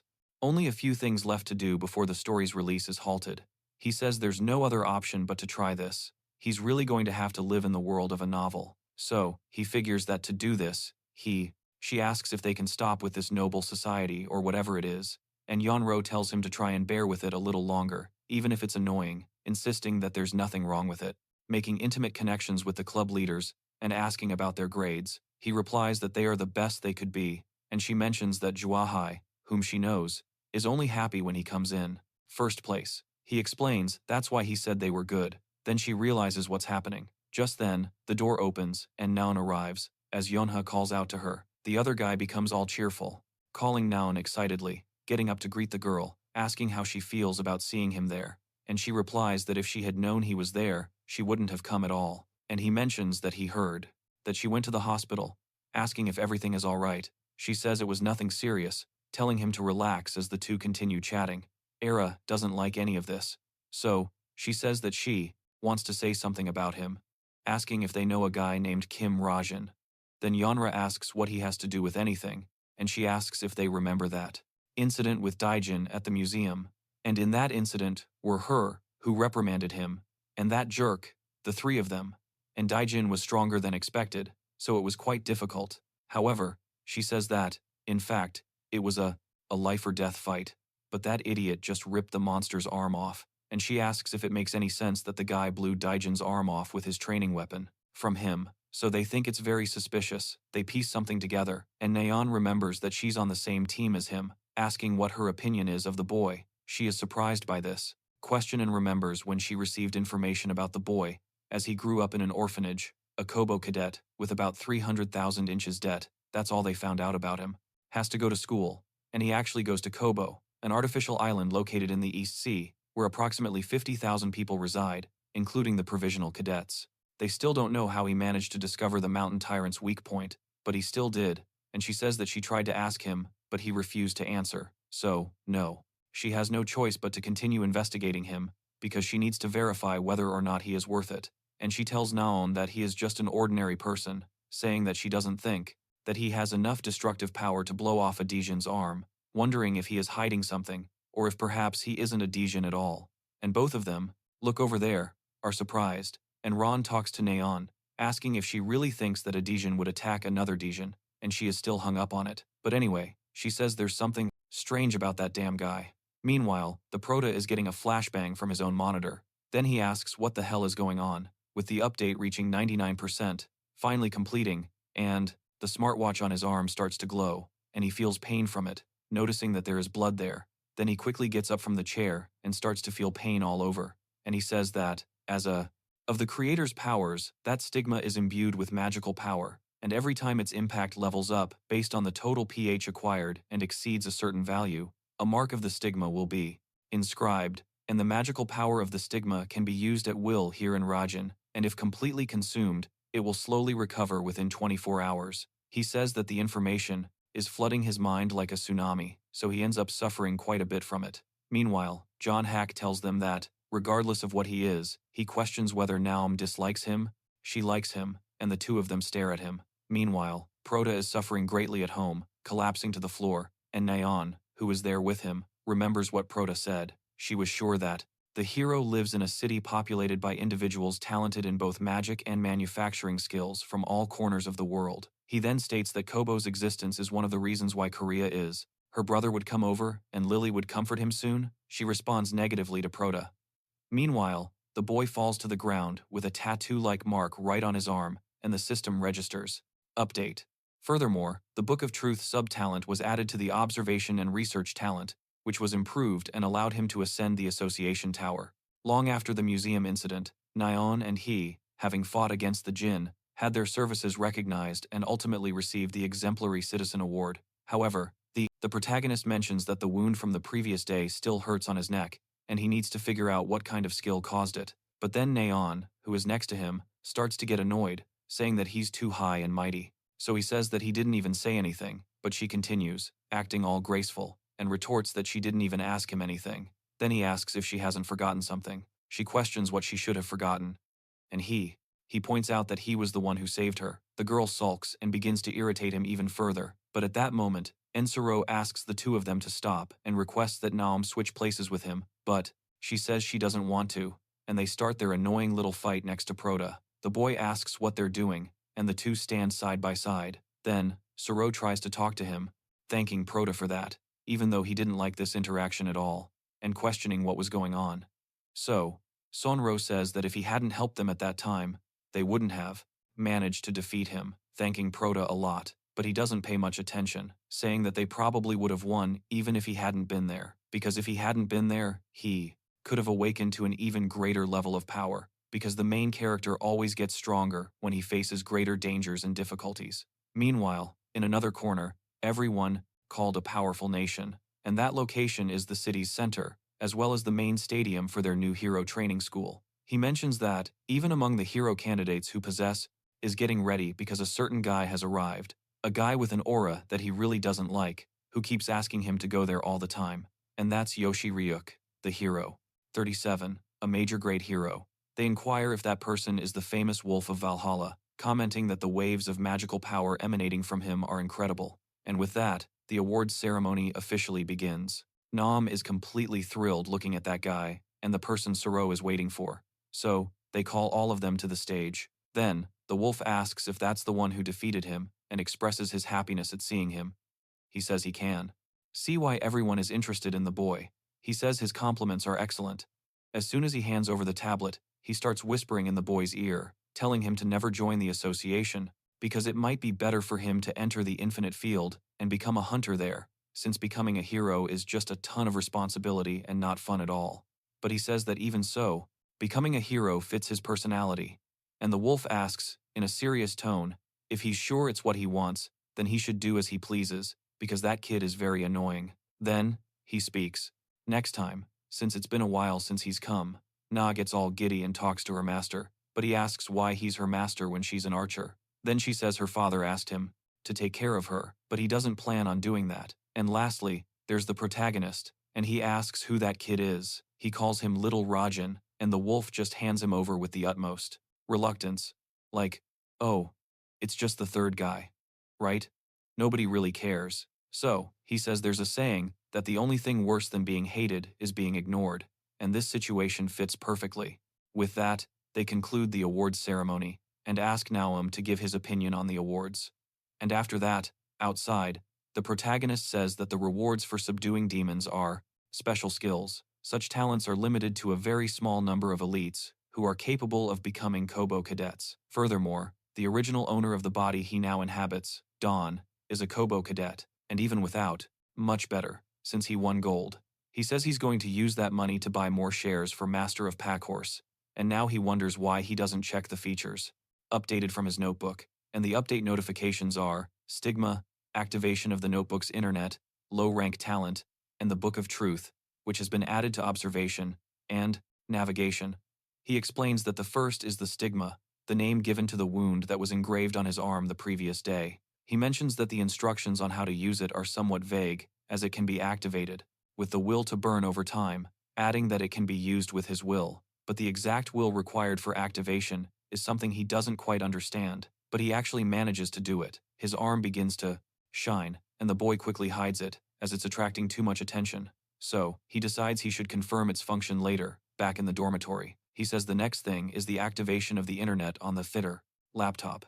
So, he clicks on it, and is surprised by what he sees, finally understanding what it's all about, as it's a list of currently accessible websites, and there's the law-abiding spirit and banquet, Violetta's, Jeremy's sword, Cubanet messages, and also the arsenal of weapons. He says that the real prize is all of that, since he not only has access to normal websites, but also to those that require a usage fee just to view them.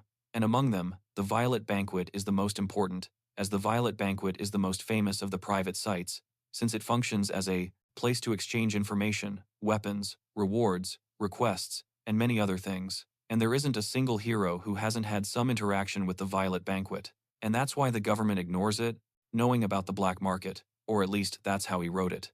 Normally, you would have to pay an enormous entry fee to become a member of this site. So, knowing what specific abilities he possesses, the fact that he was admitted to Kobo suggests he must have a remarkable talent. He hopes that whatever that talent may be, it will prove useful for his survival, in that, simply enters with a pH of 200, obtaining an ID much more easily than normal.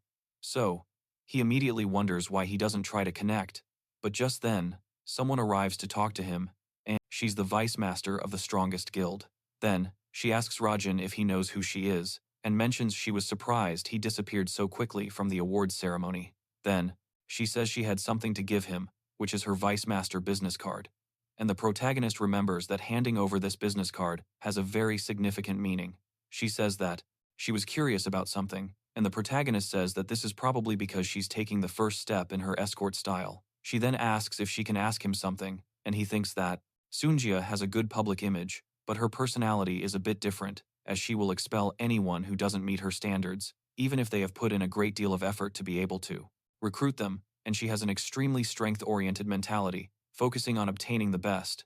And that was Sunjia, the vice leader of the best guild in the country, and to form a good relationship with Sung-ah will undoubtedly help him in future events. So, he simply refuses to answer the question she's about to ask, saying he has nothing to say, and the girl doesn't. She doesn't quite understand this and is very surprised by the boy's attitude. Then, she says she thinks there's a small misunderstanding, explaining that she's showing interest in him as the vice leader of the number 1 guild in Korea. He says the attention is nice, but only if it's genuine, and he thinks that she probably approached him because she saw that he had used a light attribute attack. Light attribute. But her interest in him is nothing more than simple curiosity at this moment. He needs to refuse a few times for her curiosity to transform into genuine interest. And, you come to comment, asking for the next part. Remember to leave a like on the video so I know you're enjoying it and can bring you more recaps like this. So, without any further delay, let's jump into Dangerous School. But then, he crashes into a massive door as he enters his classroom, and that's where the real class is held. Therefore, it is the central hub for Kobo's episodes, featuring antagonists and villains, partners, and he simply says he's getting out of here, leaving her behind, completely frozen in place from how surprised she is. And when he returns to the dormitory, he's going to investigate the stigma of authority a bit. And so, he begins converting the stigma's magical power into the form of a dagger. Then the stigma glows, and a dagger appears in his hand. He's very surprised, because the fact that he can use this is amazing, since magical power is an attribute highly influenced by both talent and early training. He says that it should be impossible for him, having just arrived in this world, to use magic, so it's a relief to have a method to use now. And the next thing he wants to test is the Book of Truth. So he thinks for a moment, and summons the Book of Truth. His stigma begins to shine, and a book actually appears in front of him. It is said that this book holds all truth, and will answer any question that his magic allows. He is surprised by this, asking the Book of Truth what his aura level is. It is said that he has an aura of 1.74, and 1 pH point is consumed. He notes that this is how it works, and then, the smartwatch on his arm starts to protection 37 shine, and at that moment, an emergency alarm goes off. They announce that they are looking for anyone who last saw Jin Rajong in world class, and the boy notices that he started to. Second main story, an incident of people disappearing within the cube, and as the title suggests, during this episode, a total of 6 cadets vanished without a trace, and soon, therefore, the investigation stalls, and the number of missing people grows exponentially. This episode is actually very important because the culprit's ultimate target is Ion Rala, who, the co-author makes him lose another ally of the main character. Just like what happened at the museum, it will be really bad. And if that's the case, he'll have to find the culprit all by himself. But then he thinks that rivals, and also the place where the protagonist of that novel stays. And soon, each character will form groups, and because of this, they will face countless incidents. He thinks it will be 10. No, because if he interferes too early, the story might spiral out of control, and therefore, he decides he will continue, for now, just observing. Meanwhile, in another corner, Insurrou is training, and, so he can drink some water. His friend then speaks to him, telling him to look at those guys outside, which surprises Sor. Following this, those guys approach the protagonist while he's lifting weights, to start a fight with the boy, questioning what he's up to. He says that he's a cadet who can't even lift that, stating that he's an embarrassment to Cube, and asking if he greased their palms to do this. So Joan tries to intervene, but his friend tells him that he'd better not get involved. However, he says that he should free them, as class president, but he says that it looks like that guy irritated Xinjong Hack, and it will be a pain if he gets in the middle of it. Besides that, he doesn't know for sure, but this could be acting. Jian asks what he is talking about. He confirms that's exactly what it is. He destroyed Jun's arm, asking if he thinks someone like that would have difficulty with those goons, and says that Rajin is hiding his strength, but the protagonist can barely lift the weight he puts on his back. They wonder if he's acting, but he's actually struggling. And then the class president says that if defeating Dijin wasn't just luck, the kid is in trouble, and Soro goes there to tell them to stop. Meanwhile, Naom is just listening to everything, but the instructor arrives, asking what all the commotion is during training, and tells everyone to gather around because the results of the last written test are out, and he's going to post the grades. So they should check their scores. They wonder if they did well, but they almost failed. As for the protagonist, he's ranked first. He says he copied the years with those guys, and he doesn't know what to do. Then, returning to the dorm in the afternoon, he says he can't even explain how the day went, that he ended up studying all day like a normal answers, so he's not surprised. But then a girl is so surprised that she drops her gun, and that girl is Rachel Elizabeth Louise, the first princess of England, who ranked third in the club entrance exam. Furthermore, whether the task was small or large, she has never ranked lower than first place on the written test, and the protagonist realizes that, once again, he messed up. And after a while, back at the palace, Rachel speaks with her, congratulating her on her admission to Kobo. They hope she doesn't get nervous being among the world's greatest aspiring heroes. And another girl also says that, heard that all their classes are taught only in Korean, but the girl says it's okay because she will strive to meet everyone's expectations for the honor of the British royal family. So, she thinks about the people of this nation, at that moment, and says that she is sorry. And the professor says that Rajin's answer offered a completely new perspective on the analysis of phenomena. He hopes the other cadets will follow his example to improve. And Rachel thinks about this analysis of phenomena, saying that it is a difficult academic field and that it will be difficult to catch up on the subject matter until the midterm exams. So, she thinks about Rajin, who he put in her mind, that he's just a nobody, and wonders what kind of studying he normally does, completely interested in the boy. And so, a while later, the protagonist is at home searching the internet and says that he should put his wonderful skill, like the Book of Truth, to good use, like that one right there, to earn a few bucks. Because the Book of Truth allows him to obtain any information from that world, as long as he has enough pH. And, since he doesn't have much credibility, he won't be able to earn much. But, as soon as they confirm that it's true, customers will come pouring in, and, after that, he goes to the pH investment that has been helping him. He talks about the beginning of the second main story arc, that student, but he notices something strange, a box on his desk, and he wonders what this package is, since he hasn't heard anything from Kubo, and he asks if it's some personal belonging. It means that the cube is no longer safe from digging, and he talks about the proficient marksman's scenario intervention. His current skills are not enough to face one of Jin's, although, thanks Xinjong Hack and his gang are intimidating him. He has more than enough PH to get out of this, and should invest his points to increase his chance of survival. He thinks that first, he needs to improve his weapon, his Desert Eagle. He adds a switching function to the Desert Eagle, changing it from a pistol to a sniper rifle. But then he thinks warily, hoping he hasn't done something stupid. And so he consumes 200 PH and modifies his pistol. It actually turns into a sniper rifle, and the boy is very surprised, since he should at least be able to scare them with it. Then, he says that now he should try to inscribe his mastery.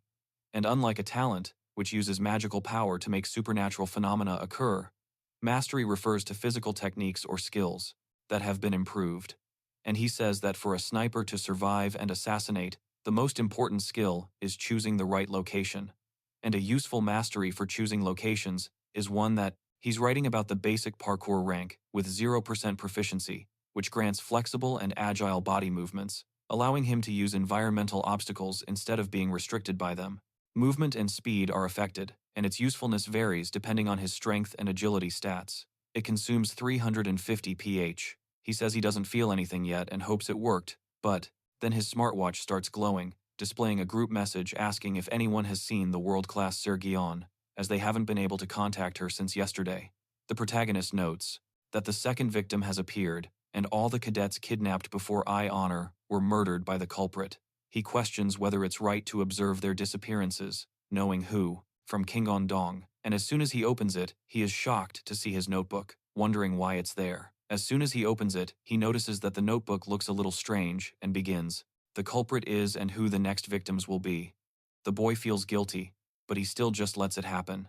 The next day, they head to the training camp, open-air training grounds of Kubo. Then, the instructor asks if everyone is present, stating that the practical training for that day will be special, and the cave behind him is an artificial dungeon, a product of magical engineering technology. Inside the artificial dungeon are phantom monsters modeled after real monsters, and on this day, they will be practicing dungeon raids by invading the artificial dungeon.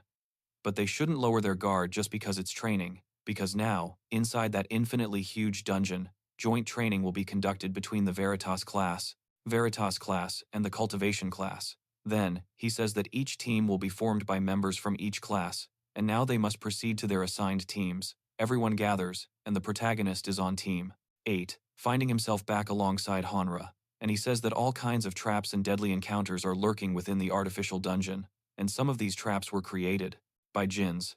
He mentions he created some bullets with special attributes as a precaution, but he doubts whether he will be able to safely complete this training.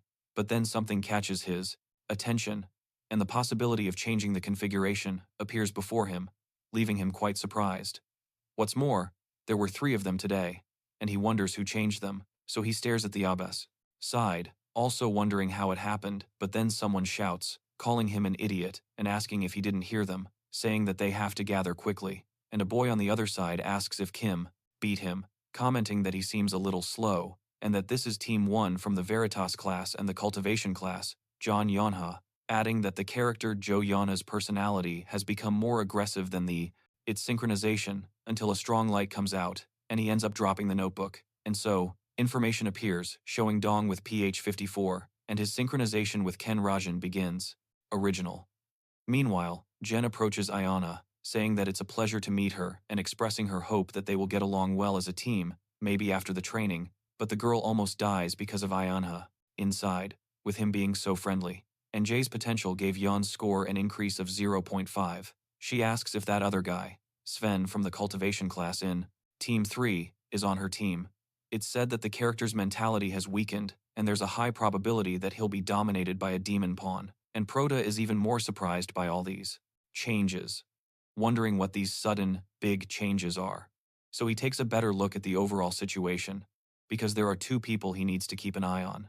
The first is Jaden from Team 8, who is the famous, standard arrogant jerk who looks down on people weaker than him. He was strong enough to be recruited by the straight squadessence, but Prota questions what this sudden growth in his potential is, since it was already high. Then Jaden introduces his team, Kenjingu, Sonon, and Lee Jina, and Ryan also introduces his own team, but ends up getting the protagonist's name wrong, calling him Lee Rajan instead. He figures it's probably fine since the other person he really needs to watch out for is Sven, from Team 3. He is a student from Germany, and a promising hero candidate from his country. An important detail about him is that he has a crush on Naum. And, like many foreign students, Sven entered the cube, dreaming of reaching the top. But reality isn't so kind. Faced with the monstrous abilities of the other cadets, he ended up becoming just one of the ordinary cadets. The complex of inferiority and defeat that he experienced for the first time in his life combined with the instability of puberty, and as a result, he sold his soul to a djinn and gained more power. It's the same, the settings are being downloaded, and his attributes are Strength 4, Resistance 4.3, Agility 4, Perception 5, Magical Power 3.5, and Vitality 4, as well as the invariable attributes, situation as when he wrote it. But the problem is that this part takes place during the dungeon, and now, there's a high probability that he'll be dominated by the demonic pawn, and he mentions that his awakening, it was foreshadowed, and hopefully this doesn't affect the story too much. But then, while Prota is thinking, Jiden approaches him, asking if he's the elite sniper, and telling him not to daydream in a dungeon like this. So Prota simply tells him to get lost, but Jiden retorts that he's not a very nice guy, adding that he's not surprised there are all kinds of rumors about him. Boy, but Prota gets very annoyed, saying that currently, public opinion about him has been extremely low. And that's because of a certain rumor that has spread from the world class, claiming that Kim Rajan uses his position as a cube cadet to blackmail and threaten people, and that he goes to sets every weekend to engage in all kinds of carnal degeneracy. And he says that the source of the rumor is quite obvious, saying that it's Joak's idiots, but he questions if no one is on his side, asking if they aren't a team. And so, a while later, they start with Team 1, entering, in a certain location. Meanwhile, Jiden strikes up a conversation with Ron, mentioning he'd heard she might be the #1 support among all the cadets, and the girl replies that she's heard a lot too about Jen, and he was wondering how unbalanced these teams were, so he comments that teams are like that, with some members standing out, and that he also gets someone unpleasant, and the protagonist, who they are talking about. And so, it's finally Team 8's turn to enter the dungeon, and all 8 members go inside. As they move forward, Jay notices something, noting that the first obstacle is a crossroads. Then Rayon asks which way they should go, and Jaden states that J1 is the sniper on their team, so he should decide. However, the protagonist speaks. They are intelligence, tenacity, luck, and charisma, all at 10. He also possesses mastery talent, chronological order understanding, and many other things. He realizes that this is the very book he authored. And, for them to take the 6th path, and Jiden immediately wonders who he thinks he is. But Ron agrees that they'll go that way, and the protagonist is surprised that she's listening to him, saying that he can. She seems worn out, but her eyes are very sharp, and the protagonist thinks that even when she praises him, she does so in the worst way possible. Thanks to her, he can follow the path that China Yan took, and continue moving forward. They actually made a contract with Dijin today. Naon won't be able to handle this alone.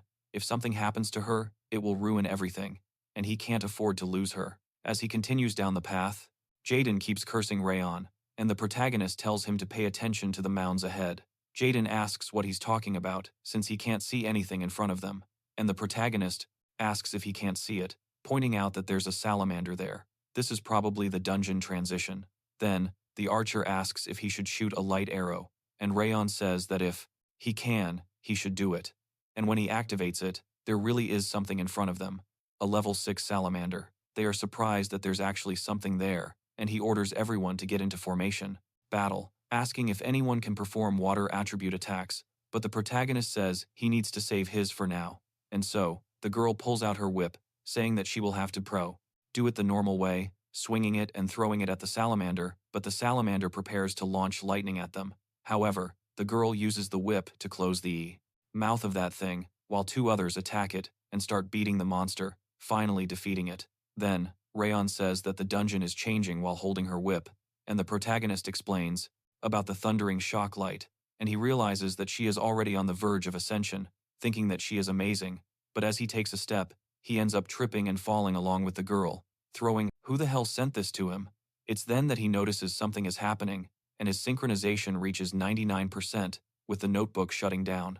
Thus, he gains a unique authority, scenario intervention, her to the floor, and she even tries to tell him to go straight to the point. He starts apologizing, and she almost hits him, but then one of them questions what is in front of them, catching both of their attention, and, thus, the threat of a djinn appears there. They wonder where it came from, and the protagonist says that it was closer than they expected, and that when he fell before, it was actually an attack, and that was the poisoned arrow. Lethality 4 out of 10, and a neurotoxin was applied to the arrowhead.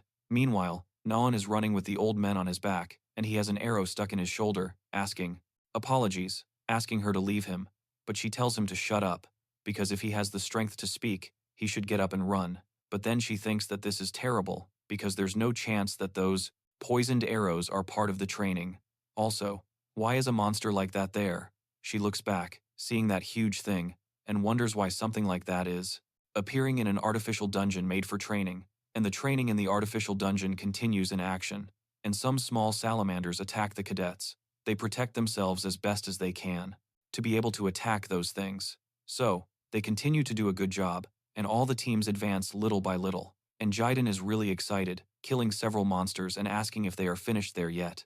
They're saying that it's mostly peanut flames and salamanders, so it's a piece of cake. Other than that arrow from before, they also haven't seen any real traps and think they can continue advancing like that. However, the professional in the back thinks to himself that even cadets with high perception didn't see that arrow from just now coming, and he wonders if this is really a trap related to the examination, but he also wonders what the hell that was. However, another attack comes from behind, and he gets scared, and when he looks back, a monster is there, pointing and throwing fire upwards. Scenario, intervention, and reality begins to shatter in front of the boy, with him finally gaining a true face, and Kim Shun Dong becomes Kim Rajan, and all attributes are reset due to the notices that there is a salamander still alive, and when the monster launches its fire breath up at them, R is surprised, along with everyone else. So, the professional is the only one who can do something. Raising his hand and transforming the power of his stigma into a water barrier, he lifted it in front of everyone, defending against and stopping the creature's attack, protecting everyone there. After protecting everyone from that absurd burst of fire, the salamander ceases its attack and runs to the other side, while they all stand around idly, wondering what he just did. That was some insane firepower, and they wonder if it's really just a puppet, because that breath was real and burned their skin without even touching them. Then Jen provokes him, calling him names and grabbing the boy, wondering if he was asleep when he was looking for a water attribute earlier. But Proto then explains that the effect was due to a magical equipment he possessed, and he asks if he thinks he's going to fool him with that crap, but that he would honor it. He tells them to stop, as they don't have time to waste, and another girl says that it was now a real monster. It wasn't a test of magical power, but rather a question of why he's in a place like this. He observes that the environment perfectly imitates a dungeon, suggesting that perhaps a salamander evolved, or they appeared naturally. They should receive points for what just occurred, so they decide to move on, and he confirms that it's all right with him, expressing his desire to continue. However, Ira believes the magical equipment is likely a scam, as such a thing would cost more than he could afford. He wasn't even able to buy any Desert Eagles. But how can someone who isn't even Xinjong Hack imbue an attribute into their magical power? She starts to contemplate and connect the dots, realizing that he knows the mountain tyrant's weakness and is able to imbue an attribute into his magic. The reason this absurd content, and at the very beginning, we are told a story that takes place within a novel. It said that one day, the world was confronted with a calamity. Dungeons began appearing everywhere, bringing monsters with them.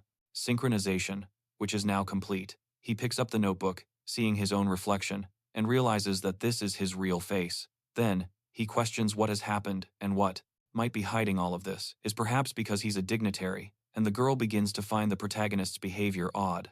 Then, as they continue onward, the cadets suddenly encounter monsters. Intermediate level 5, the magma golem must be the boss of that dungeon. They wonder if they will be able to defeat it, and Naon says that it will be difficult with just the two of them. But the other team will arrive soon, then they will join up with them, and so they begin to wait. But Zem, who is lying on the ground, starts to apologize, because he was hit by a measly, poisoned arrow, and that's why he is like this. He wonders why it always ends up like this, as it seems like nothing has gone right since he arrived in Kobo, and he says that it hurts. But then they talk to him, asking who he is, and that person talks to him again, asking if he wants to be strong, wondering if it hasn't been painful this whole time, and says that they can give him strength. Then they say the price is cheap.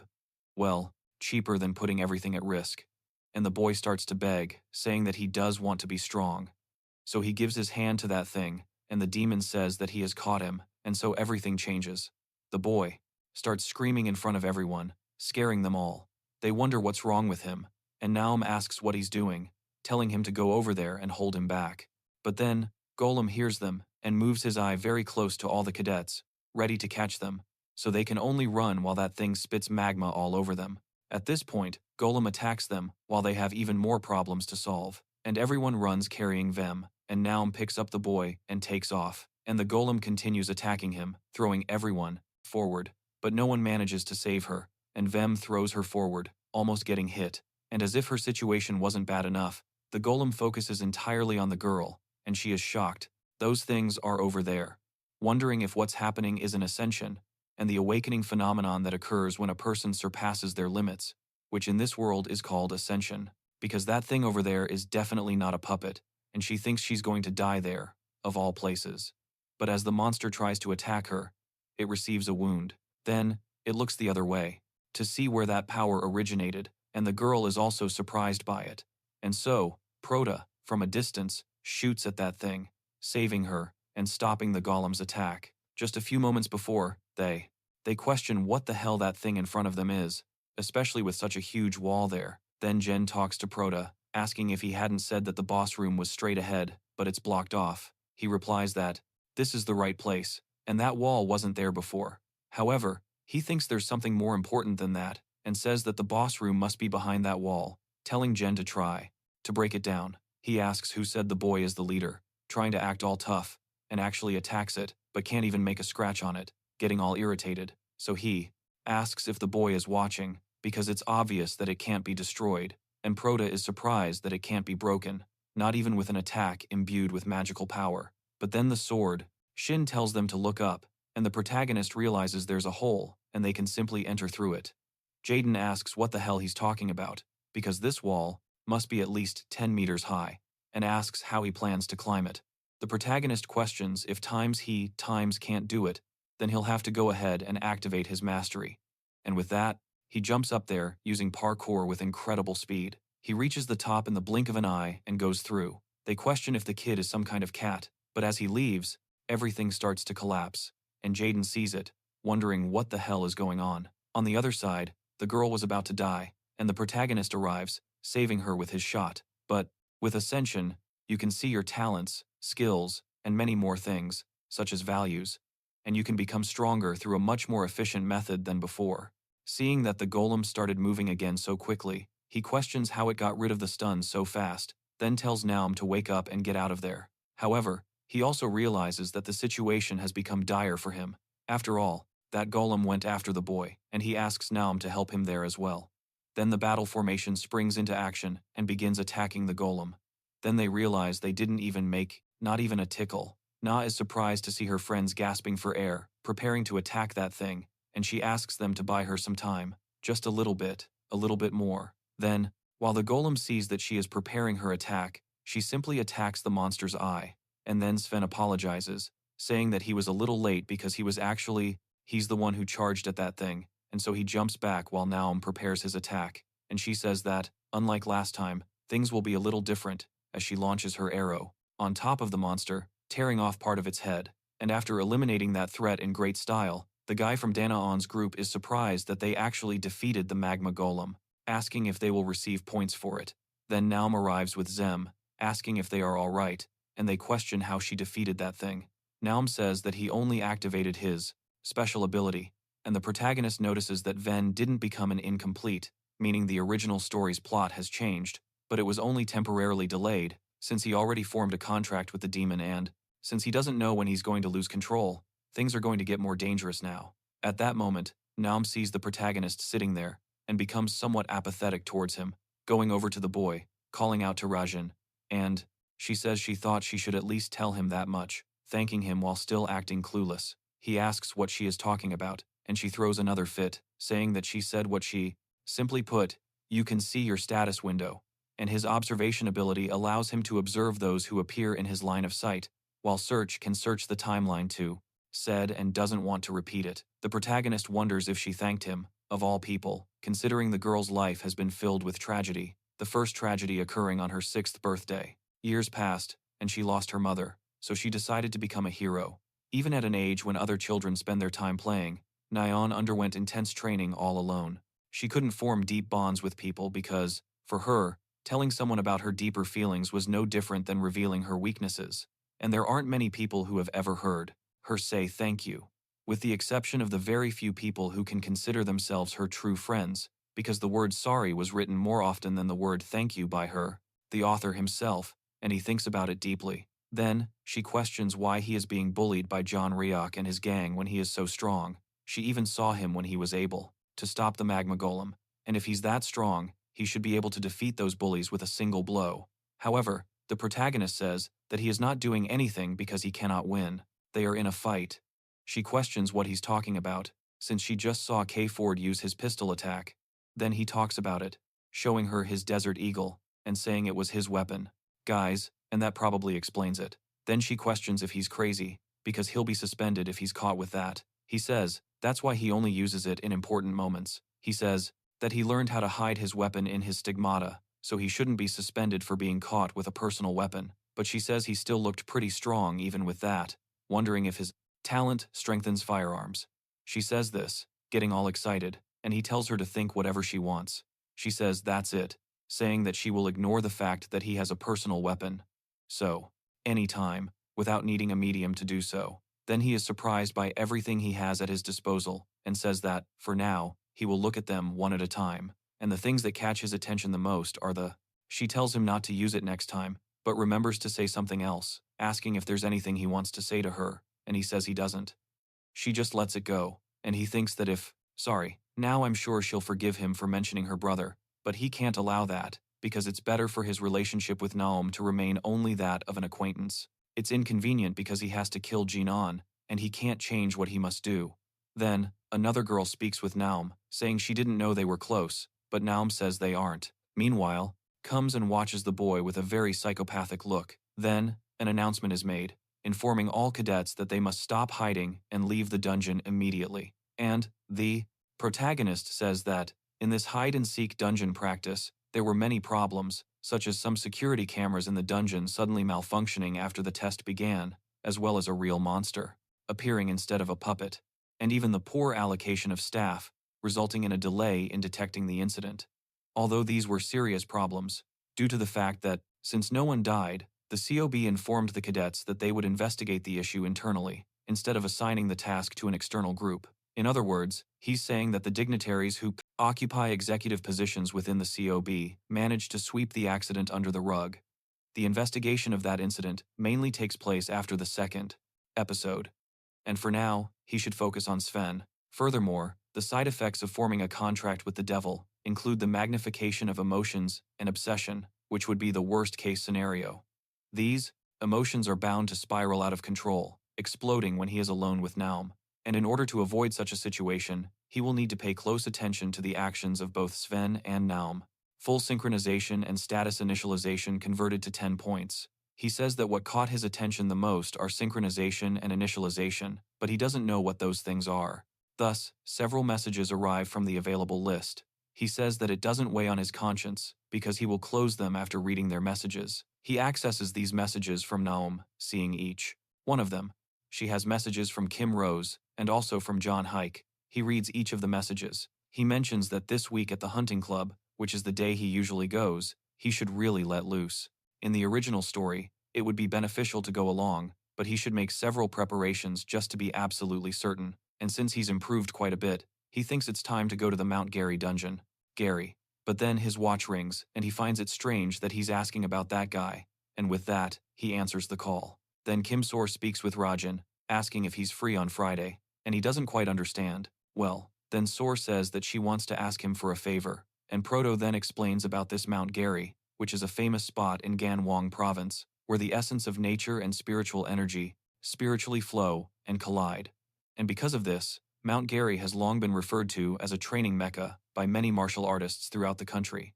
However, it's not only martial artists they visit Mount Gar, and there are people roaming the country searching for precious resources buried deep within the spiritual mountains, instead of fighting monsters.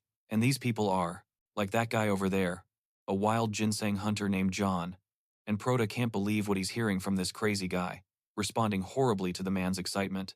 He says he saw him looking at the map earlier, but at this rate, he won't even find the tip of a wild ginseng root. So Prota says he's not a wild ginseng hunter. Instead, he's looking for a place. The hunter says, "Of course," and that's what all the young people trying to get into that line of business tell him. But he needs to understand that, getting into this job too, they are probably the reason why his face isn't stuck in a permanent question mark anymore. These attributes disappeared, along with Kim Shun Dong's attributes, but he gained points in return, and what he needs to look at right now is the configured intervention, the single authority. Win a fortune is kind of idiotic, and Prota can't stand listening to him anymore, so he simply says goodbye to the crazy guy. And the hunter says that new kid still has a long way to go. The protagonist, upon entering that forest, ends up catching his foot on something. Thinking he had caught his foot on a tree root, he realizes that it is actually a ginseng. Then, he says he sees the heart of God, which is basically a phrase they use when they find this item. After finding it, he eats it and says that he is eating a 7-year-old wild ginseng root. And after, using the settings edit function, he increased his variable attributes by 2 for 30 minutes. If he had sold it whole, he could have gotten at least 700,000. It's a huge waste, but he needed it at that moment. He comments that the cliff is very high, which is why no one has found it yet, and he says that in the middle of a cliff on Mount Gar, after traversing a lot of moss and vines, he will find something. He finds the Dungeon of the Undead, finally arriving there, and says that the dungeon boss is a level 1 monster with a high intermediate rank, the Knight of Death. Even though he buffed his stats with Wild Jin, he still can't face him directly, but that doesn't matter. He enters the location despite the numerous skeletons appearing. He states that his objective that day isn't the boss, but rather the secret phase of that dungeon. As they rush towards him, the protagonist pulls out his pistol and starts blasting everyone around. Calmly killing all those monsters, he uses the Eye of 1,000 Miles.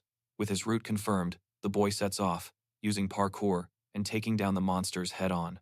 Down, he says he thinks that settles things for now. Meanwhile, the number of undead continues to increase. He must be getting close to Evangel's base, and he explains, he can use pH to write or edit something inorganic, and he can use pH to write or edit attributes, masteries, and about this so-called witch and Evangel, the boss of the secret phase of the dungeon on Mount Gary. In the future, she builds the most terrifying undead fortress in history, as well as an abandoned school in the city of Naon, Evangel's castle. He mentions having that one as well, but the main reason he's going after her that day is because there are 2 items he can obtain from her, the ether growth type equipment and also the Evangel seed. And just like the equipment that transformed Jin Tomer into an executive of depravity, there's no better item for him to help him get stronger quickly. And as soon as he arrives there, he uses the Eyes of Dishonor once again, scanning the entire cave and spotting a doll beneath a tree. He says that the witch's adult form is too difficult to deal with. He needs to kill her in this young form, while her body and intelligence are not fully developed, to prevent her from becoming a problem. I think I've seen a similar plan in a certain Marvel movie, right? When the heroes wanted to kill that purple guy before he became a problem. I think it was quite a good option, viable to save time, right? But then the film would be shorter. However, I think Prota will use this tactic, and the witch is already sitting inside with ether in her hand, all cute, even though that the ether explodes.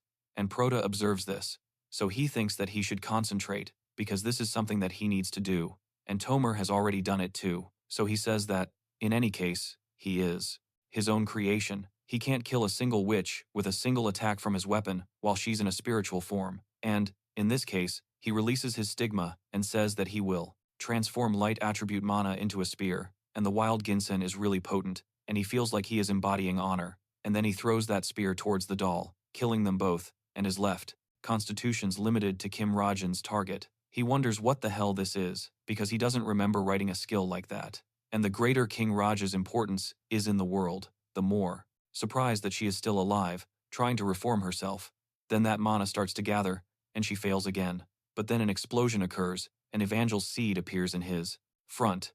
A seed contains the soul of the witch Evangel, and it is said that when the seed sprouts, the witch of despair, Evangel, will be born. Besides that, he also obtains the ether, which is a piece of equipment in liquid form.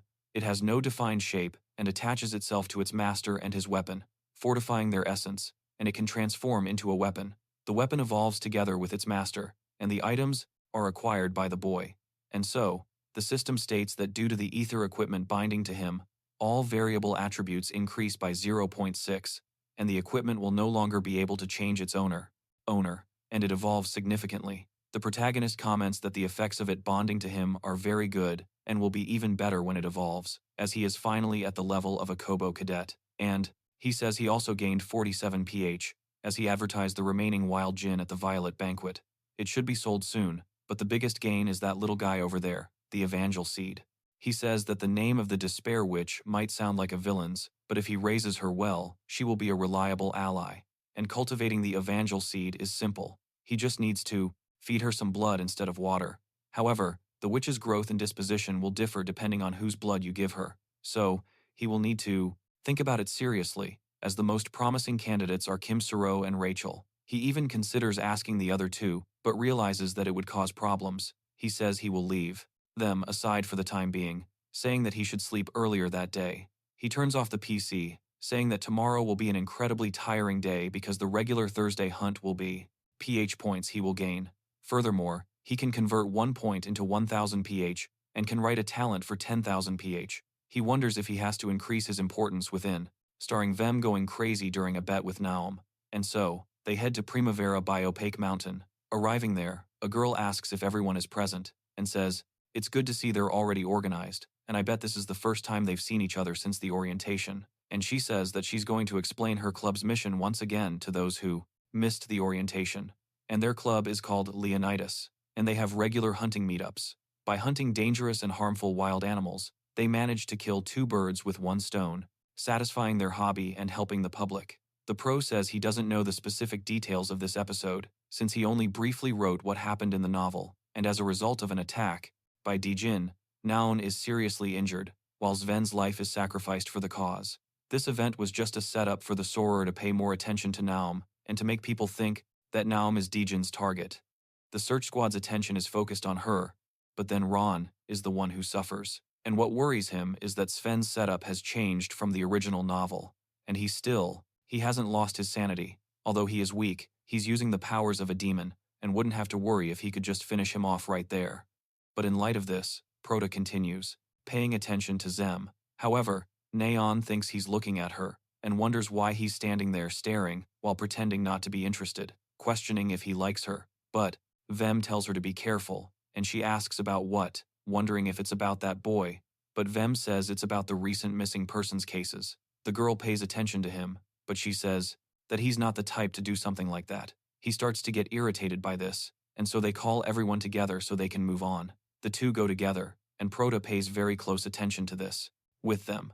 And these monsters attacked humans, plunging the world into disaster, especially on the Korean peninsula. It became a region where dungeons and towers appeared non-stop, and that novel, and what the reason is for receiving the laptop and this strange ability, so that he can interfere with the world's main story, realizing that none of this makes sense.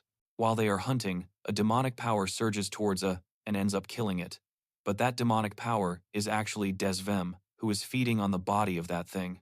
Then, Naon arrives, asking where Sven is. He quickly reverses his demonic transformation, and when she finds him, she's surprised, saying that she won the bet. But in fact, he realizes he lost, with several behind him, questioning how the boy obtained so many. He says that it seems he won their bet, and she says that she will have to grant a wish from the boy, asking what it is. So, he gets all flustered talking about her, almost unable to speak, but Prota pays attention from afar, noting that Sven made a contract with Asmodeus, the demon of lust, and the effect is that he becomes a dynamo of desires. So, the word limit doesn't exist in his vocabulary, but then he simply asks if the girl wants to go out with him, and Naon is shocked by this request, and he wonders if she doesn't want to.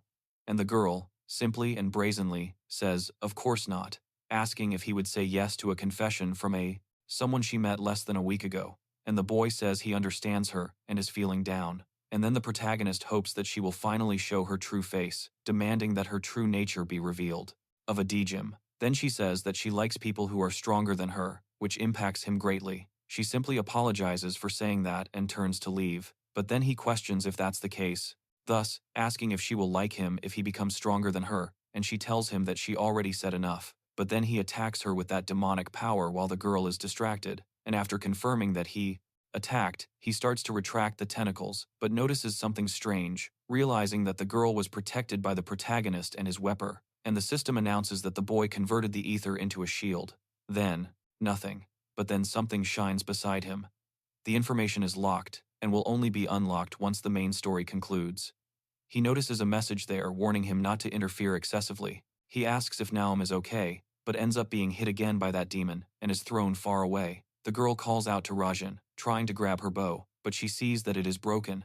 While the demon is holding the protagonist in the air, he starts squeezing him, and Rajan almost suffocates. But Naom uses mana condensation to make them release Rajan, all while continuing to say that he loves her endlessly, transforming into a monster. Then she curses at him again, gathering her mana to try and do something, and the protagonist remembers something he wrote in his novel, saying that sometimes certain characters in this world have great potential, but end up wasting their time, failing to reach their true potential because they chose an unsuitable weapon for them. And, without a doubt, she's at the top of that list, finally summoning the sword that is her weapon, summoning a huge sword and preparing to attack Sven. And she tells him to leave Rajan alone, launching that power at the monster to kill him once and for all. And with that absurd attack from the girl, she makes Sven disappear and is shocked by what just used it. And the protagonist asks if he can have a lightsaber now, and she says she doesn't know, asking if he's okay. He answers yes, she's happy about that, but she simply starts to faint in front of the protagonist, and later, at night, she sees that he's carrying her and almost jumps when she wakes up, realizing she's on the boy's back, and he says he was carrying her because she wouldn't wake up. Then she asks him to put her down, and he asks if she wants him to let go of her now, and she starts struggling on his back. So he says it's her choice, throwing her to the floor. But the weak girl falls into a sitting position, surprised by this, wondering why her legs aren't working, wondering what's wrong with. If he wants to find a way to return to Earth, he has to interfere with the story's events. So he sits down, affirming that this is it, and that there's no guarantee he'll return to his world, even if them. And he asks if this is the first time she's experienced mana exhaustion, and the girl doesn't even know what that means, and he explains it to her, but she says she already knows that. Then he says she doesn't.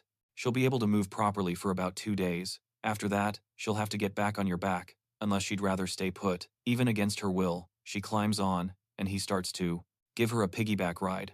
Then, he asks if she's going to keep using the bow. She asks what nonsense he's suddenly talking about, and he says he knows what she felt today, adding that Naon unintentionally awakened his talent, a power that can tremendously amplify his abilities, a dominant sword that can slaughter hundreds of monsters with a single blow, someone who cannot be stopped in a large-scale battle, literally, a queen of the battlefield.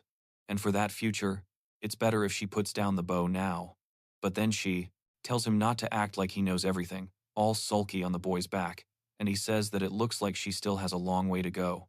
Besides that, he mentions that there are the portal facilities, mentioning that she can go from there alone, but she questions what he's doing and asks where he's suddenly going. He explains that he's late because of the dormitory curfew, her dorm, but she asks him to wait and asks him to take her too, shouting for the boy. And then, a while later, people are asking if they've heard the news, because Naum was attacked by Dijins, and they're saying that apparently the Dijin was of world-class rank, and they're questioning how long he's been a Dijin, since they even talked to the guy. The protagonist hears everything as he heads to his room, and when he gets there, they talk to him and Kim Shun, along with several other important characters, Prota, Kim Horak, Xinjong Hack, Eon, and Han. It seems like all the main characters have gathered, and the day before, he does nothing, and simply waits until the story reaches the part he published, and perhaps the information that will be unlocked won't be something he desires. He could end up receiving the incident at the hunting club. Kerr asked the boy if he was free during his nap, saying that he wanted to ask him a favor.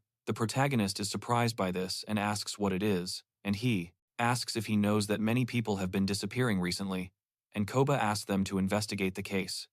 And Prota finally understands that Koba, in order to not involve external forces, tasks some cadets from each class with the investigation mission. And for this mission, the representatives are first-year students Surojek Na and Soro. He clarifies that there will still be an investigation by Kobo herself, but since the culprit is likely a cadet, they believe it might be easier for the cadets to unmask the culprit. So, Prota says he understands what he means, but asks why he's being told all this. And Sor says that the boy said he has a good eye, and Naon also recommended him, which surprises him. Therefore, So says that's the reason he's asking if he can help them. With that, he goes over there, and Soro even thanks him, and Prota says he will gain PH from this, so it's pretty great for he. And Soro says that since everyone is here, he will begin, and before discussing that incident, he would like to share his deduction. He doesn't believe the culprit in this case is the same Jin who attacked Naon. However, someone stamps their foot in anger, and it's Xinjong Hack, completely irritated, and he questions Insurrou, calling the girl Naon, without any honorifics, and Insurrou calls the girl by her full name, already fed up with that annoying weirdo, and he says he believes Naon has a high chance of being Dijin's next target, and Dijins follow orders from demons. So, if the demon who made a pact with Sven was after Naon, other Dijins who made a pact with the same demon should also focus on her. That's why he would like to ask if they have hint about how to escape this world if he gets involved with the main characters, and to do so, he must invest his points in his attributes. He says he has to become strong enough to any suspects in mind, someone who has recently acted suspiciously. He says he knows who the real culprit is and why he decided it was dangerous to simply omit their name. He calmly waited for the story to unfold. However, unlike the original story, where 6 people disappeared over 2 months, 3 people have vanished in just 2 weeks, and at this rate, there's a chance there could be even more victims. And so he remembers when Naon thanked him, telling himself that he doesn't want to wait for the story to progress, using the excuse of letting bad things happen to them. And so the boy raises his hand, saying that he does indeed have a suspect, the president of the academic club, Yan Ron, and he believes that person is suspicious. But then everyone looks at him, saying that this person has an alibi, and they already investigated him because he was close to the first victim. But then they question whether the victim went to Yan Ron of their own accord. But Xinjong Hack gets angry, questioning if they're claiming he managed to lure a cadet with some kind of hypnosis magic, saying that, of course, and I bet it worked perfectly, but the protagonist points out that it obviously wouldn't work if it were just normal hypnosis magic. Then, he starts to explain something, but Ron tells him to hold on, saying that this is a little strange because he's fixated on someone who supposedly has an alibi, but she thinks it's more likely that he's the Dijin than the club president, and the protagonist is extremely surprised that he's being framed. My friend, you're doing some really strange things back and forth. A character who was just filling out the audience is becoming overpowered and full of hacks. This is going to attract attention, and I want to see how you're going to get out of this situation. And if you want to see it too, leave a like and subscribe, and I'll definitely bring you the next part. And I'll see. Enter the main storyline. And he mentions that there was nothing about leveling up in his novel, because there's basically no way to increase his attributes in the way he desires. And the only way to do it, you in the next video. This would involve using points, which are extremely valuable resources, and if he wants to maximize the use of these points, he needs to invest in luck. And luck isn't just limited to increasing the chance of finding some unknown reward in a dungeon. And luck affects everything he does, such as earning money, bonus attributes, interpersonal relationships, and so on. It's a very powerful attribute that works in all aspects of his life. And of course, an unchangeable attribute like luck cannot be increased, but he wonders if it might be possible to convert his points into pH, and he questions whether he should try converting the 10 points he has into 10,000 pH, investing 9,000 pH in luck, aiming for extremely high luck. And with that, a mysterious luck begins to take effect. The monster's attacks were worse than in any other country, making it literally hell on earth, and numerous monsters appeared, killing civilians left and right. But it is within the darkness that the boy is surprised by this notification. Then his luck stat changes to 9.1, and he is surprised that luck is influencing his path so significantly. And he remembers that the resurrected protagonist's magic power attributes are at 9, so it's an incredible result, and he will invest the rest of his pH into perseverance, as he needs to withstand Cub's intense training in order to keep up with the others. And so, immense luck takes effect, and his perseverance increases from 6.6 to 7.27. He notes that luck really is the best thing, and his perseverance is already quite high, and with that, he receives a warning because an error that could seriously influence the plot has been discovered, which surprises him. And it is stated that, from that moment on, invariable attributes cannot be modified by pH, so he questions the system, saying it's trying to mess with him and telling it to at least kiss him first.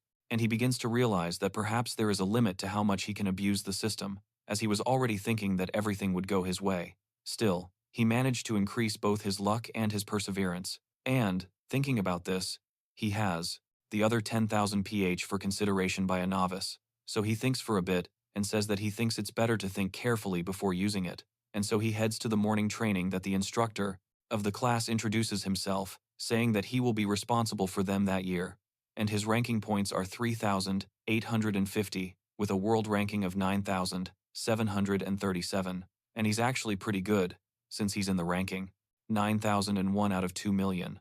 Then he says that, according to the association's classification, that's a high intermediate rank, level 5, and he supposes that was enough for his introduction. And now, he gets serious, saying that Kubo isn't an amusement park, and they will be evaluated solely on their grades, and if they don't reach the minimum, they will fail. And, statistically, less than, brighter lights emerge. Lightning strikes the wolf that was about to kill a mother and her daughter. Then, someone reached out to help, and in the novel, these lights were called. Half of the cadets who graduated passed without failing a single time.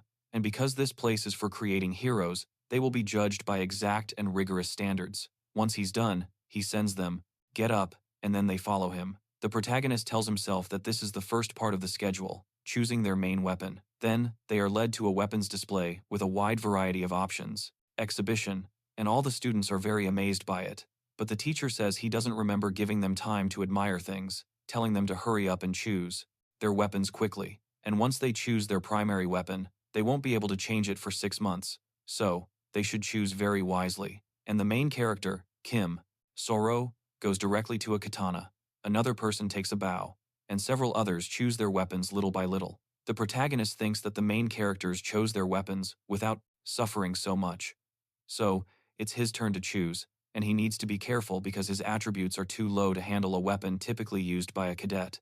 And even if he increases with his current stats, trying to use those weapons will yield very little result for the amount of effort he'd have to put in.